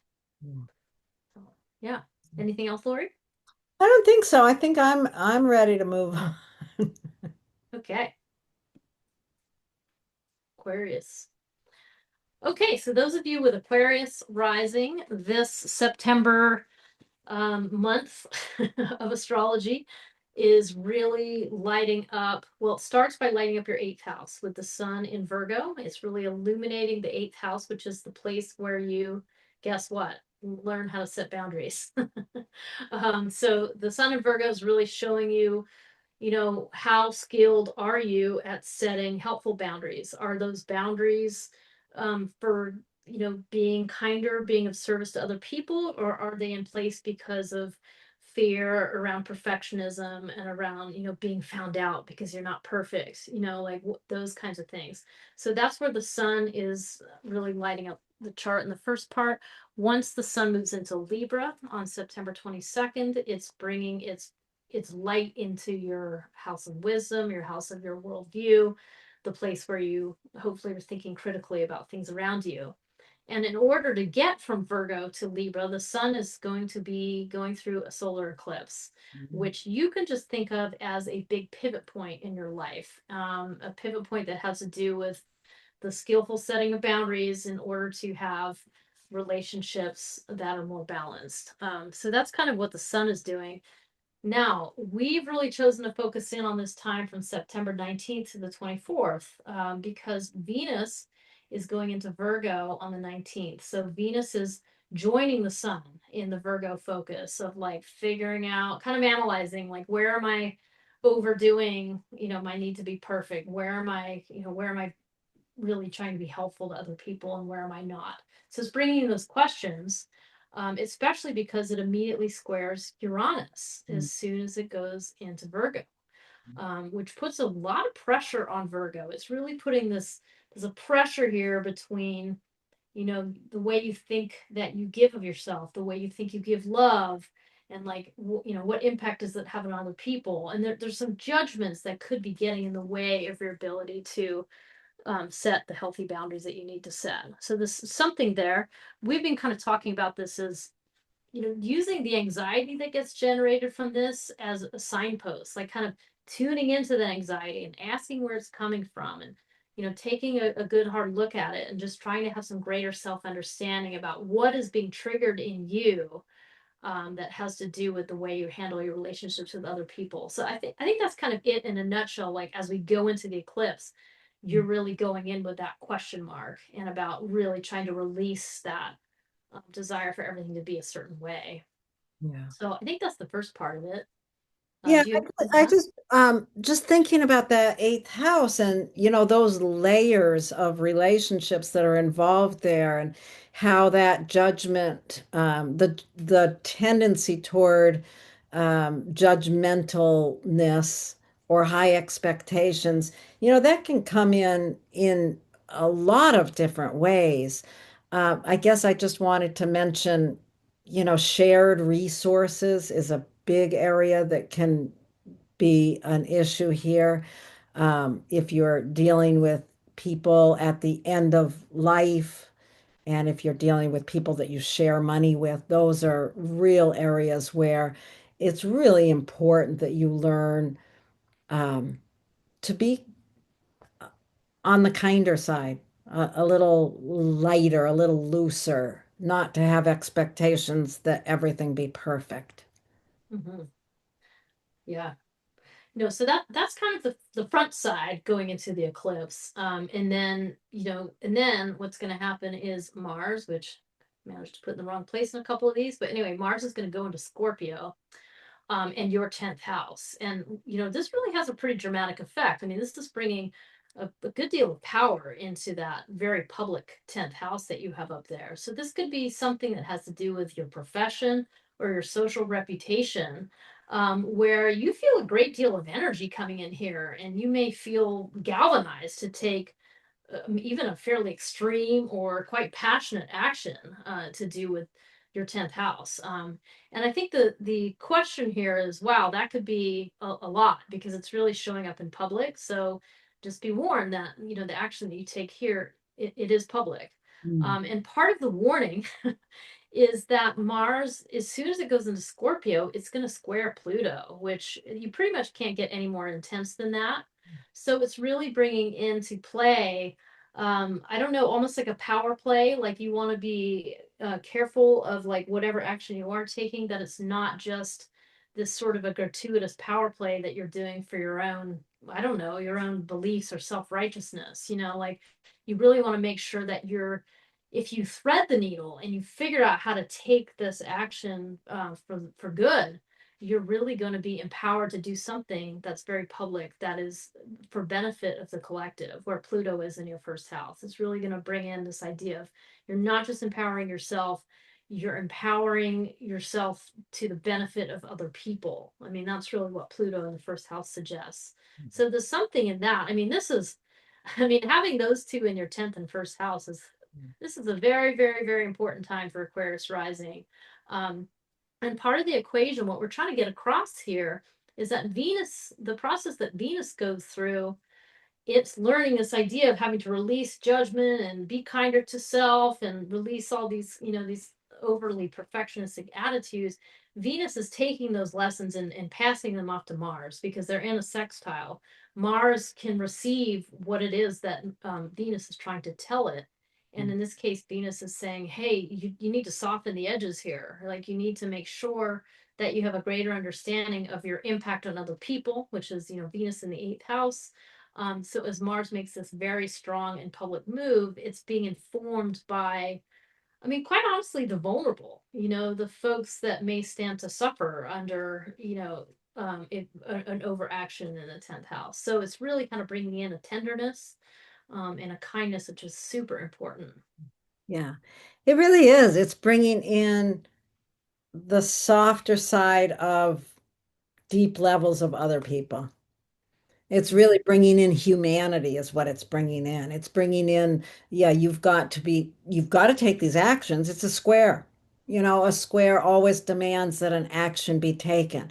So an action has to be taken, but it's going to be much different if it's taken like all about me and my power and I mean, Mars in Scorpio can get really on a trip about my power for sure. And in a square aspect to Pluto, it's like it's got power behind power. And having Venus there, and Venus in Virgo is so soft and so kind, but it's got that, it's it's it's not without effect. It's Yeah. got that sextile to Mars. It is an opportunity for Mars to do things from a different perspective. And that's what we want to think about. Think about the anxiety of perfectionism and where you can release that. And the whole pivot point of the eclipse is around releasing perfectionism and then taking that once you've released that perfectionism, taking, if you can release perfectionism and replace it with kindness and service, that feels wonderful. Yeah. I mean, I think probably everyone who's listening to this can get a sense of what that feels like.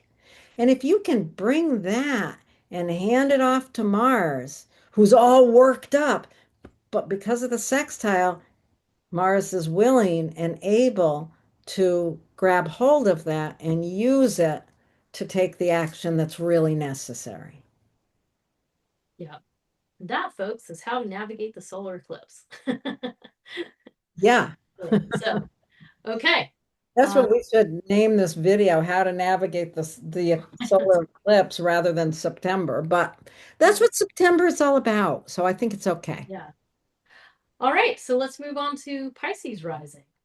Okay, so for those of you with Pisces rising, and here we are talking about September 2025, and the month starts with the sun in Virgo. For you with Pisces rising, the sun for the bulk of the month is moving through your seventh house. I'm sorry, your seventh house. Seventh house is about one-on-one partnerships, whether that be business partners, spouse, or any really important one-on-one relationship that you have. The sun does go into Libra on the 22nd of September, and that will bring the sun's attention and warmth into your eighth house, which is really, it's still relationship. It's just the deeper levels of where we have to go into really deep levels and set boundaries and work on harder things with partnerships. So this whole month is very much about how you connect with others. Now, what we've decided to focus on this month of September is really interesting, but the real focal point is the point around the solar eclipse. And we've kind of identified the period of time between the 19th and the 24th as the time that we want to focus on. So the earlier part of the month is just around preparing for it, paying attention, preparing for where we're going. Now, on the 19th, what happens is Venus joins the sun in Virgo. So Venus moves into your seventh house as well. And it immediately, Venus is about our values.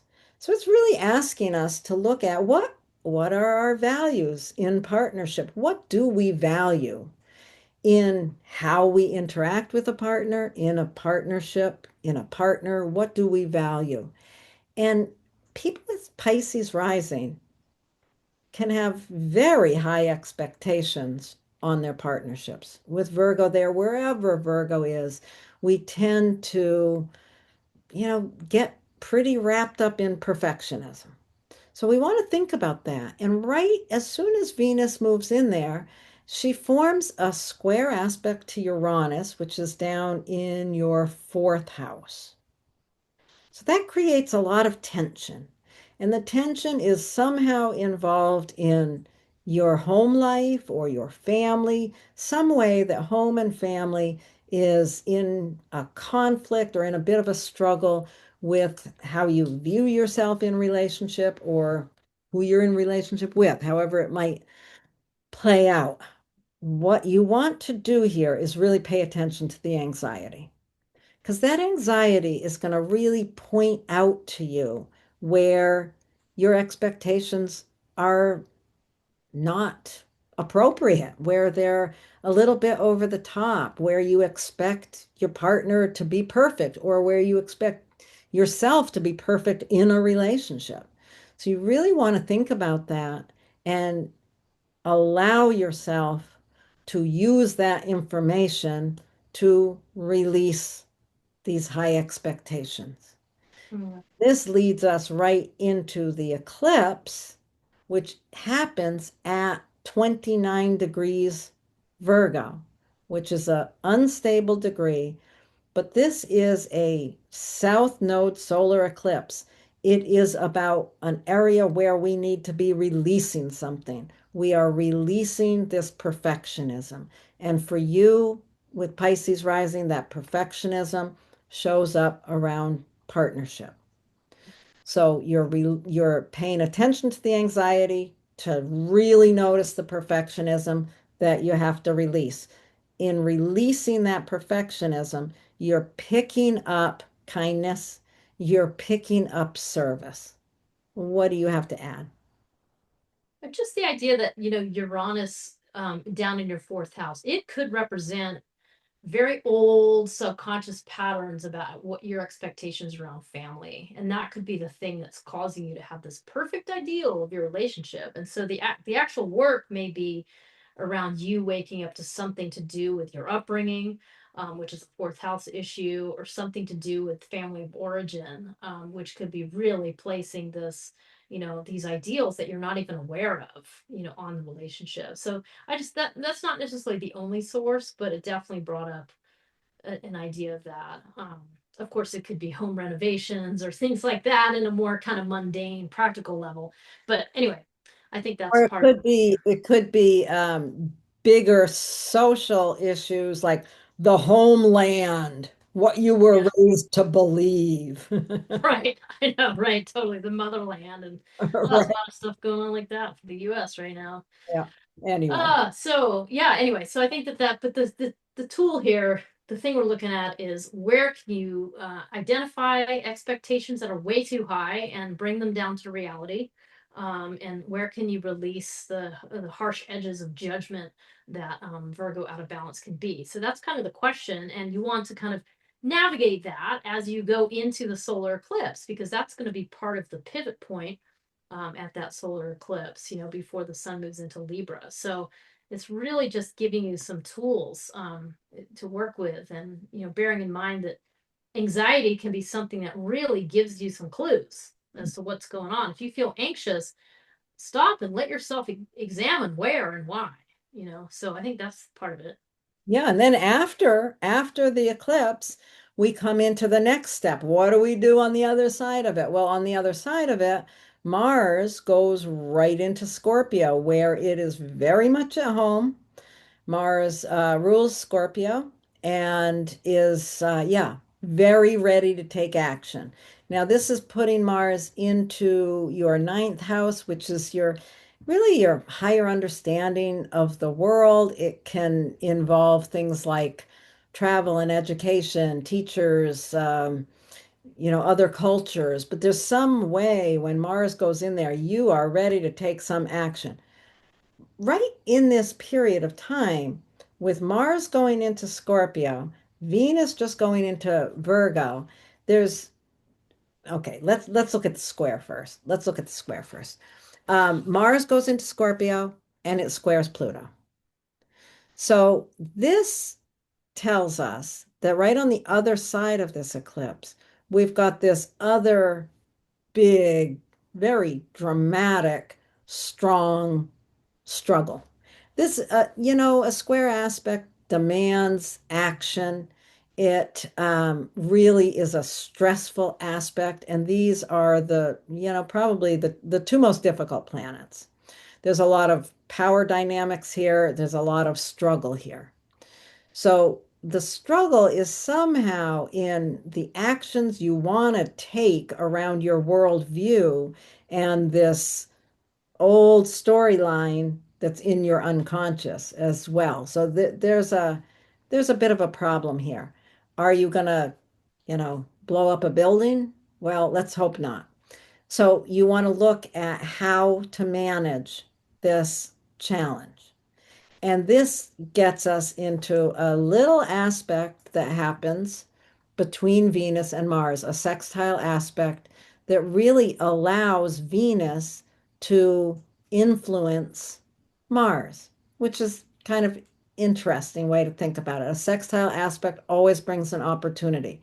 Now, Venus has just learned that it needs to be less judgmental, be more kind, and yeah, I mean, that's pretty much what it's learned. So it's offering that information to Mars and saying, hey, maybe you could take the action that you need to take without it being over the top and going to cause problems. Maybe you can actually use your strength because you're incredibly strong here. Maybe you can use your strength to create something that's going to help everybody rather than blowing up a building. Maybe you're going to run for Congress or the school board or whatever. Maybe you can take an action on your beliefs, on your worldview that's going to be ultimately helpful. Yeah, and it's also like with this picture of Venus being in the seventh house, it might be that the partners in your life, whether it's a marriage partner or business partner or so on, those folks may be really good resources at this time for giving you some reflection points, as because Mars in that ninth house, it really is this ability to kind of act on your worldview, to like make your personal philosophy known in a public way. And so I think the reflections of the people around you, the one-on-one partnerships around you, could be really helpful in helping you kind of clarify what that is, because Pluto in the 12th house is very much behind the scenes and very hard to get at, and you may not even quite understand the deep internal power dynamics that you're operating out of, and it's hard to see. And so partners can really be important reflections for helping you see into yourself. So I see that as a possibility here too, because that Pluto in the 12th house, it's very empowering. I mean, it can symbolize somebody who's taking the reins of power in a very public way, like let's say a politician or a CEO or a head of a nonprofit or something like that. But it also can really imply some unconsciousness around power, and maybe not being able to recognize how powerful one is, and so to act on that without any awareness is really rough, and is probably a lot of the reason we're in such a pickle right now. Is that unconsciousness around power. Um, but anyway, so I think that that's an important piece here too, is to really pay attention to those people around you, not just your own qualities of care and kindness, but the people who can offer you care and kindness are also the ones who can offer you some self-reflection about what direction to go in after the solar eclipse. So Absolutely. I think that laid it out. yeah, I mean, in a nutshell, this is a map for navigating the solar eclipse, the kindness and cultivation of compassion on the one side, of going through the gate, and then like taking a very strong action on the other side, but without losing sight of that kindness. An So action on your beliefs without losing sight of the kindness. I think that's key. I think Okay, that I think sums it. we have pretty well wrapped things up. Okay. And anything you want to say in closing? Nope. Just thank you, Lori. Thank you, Thank everybody you, else. Jenny. We'll make another video about the eclipse. We'll see how that goes. Yes. Okay. Bye. Bye.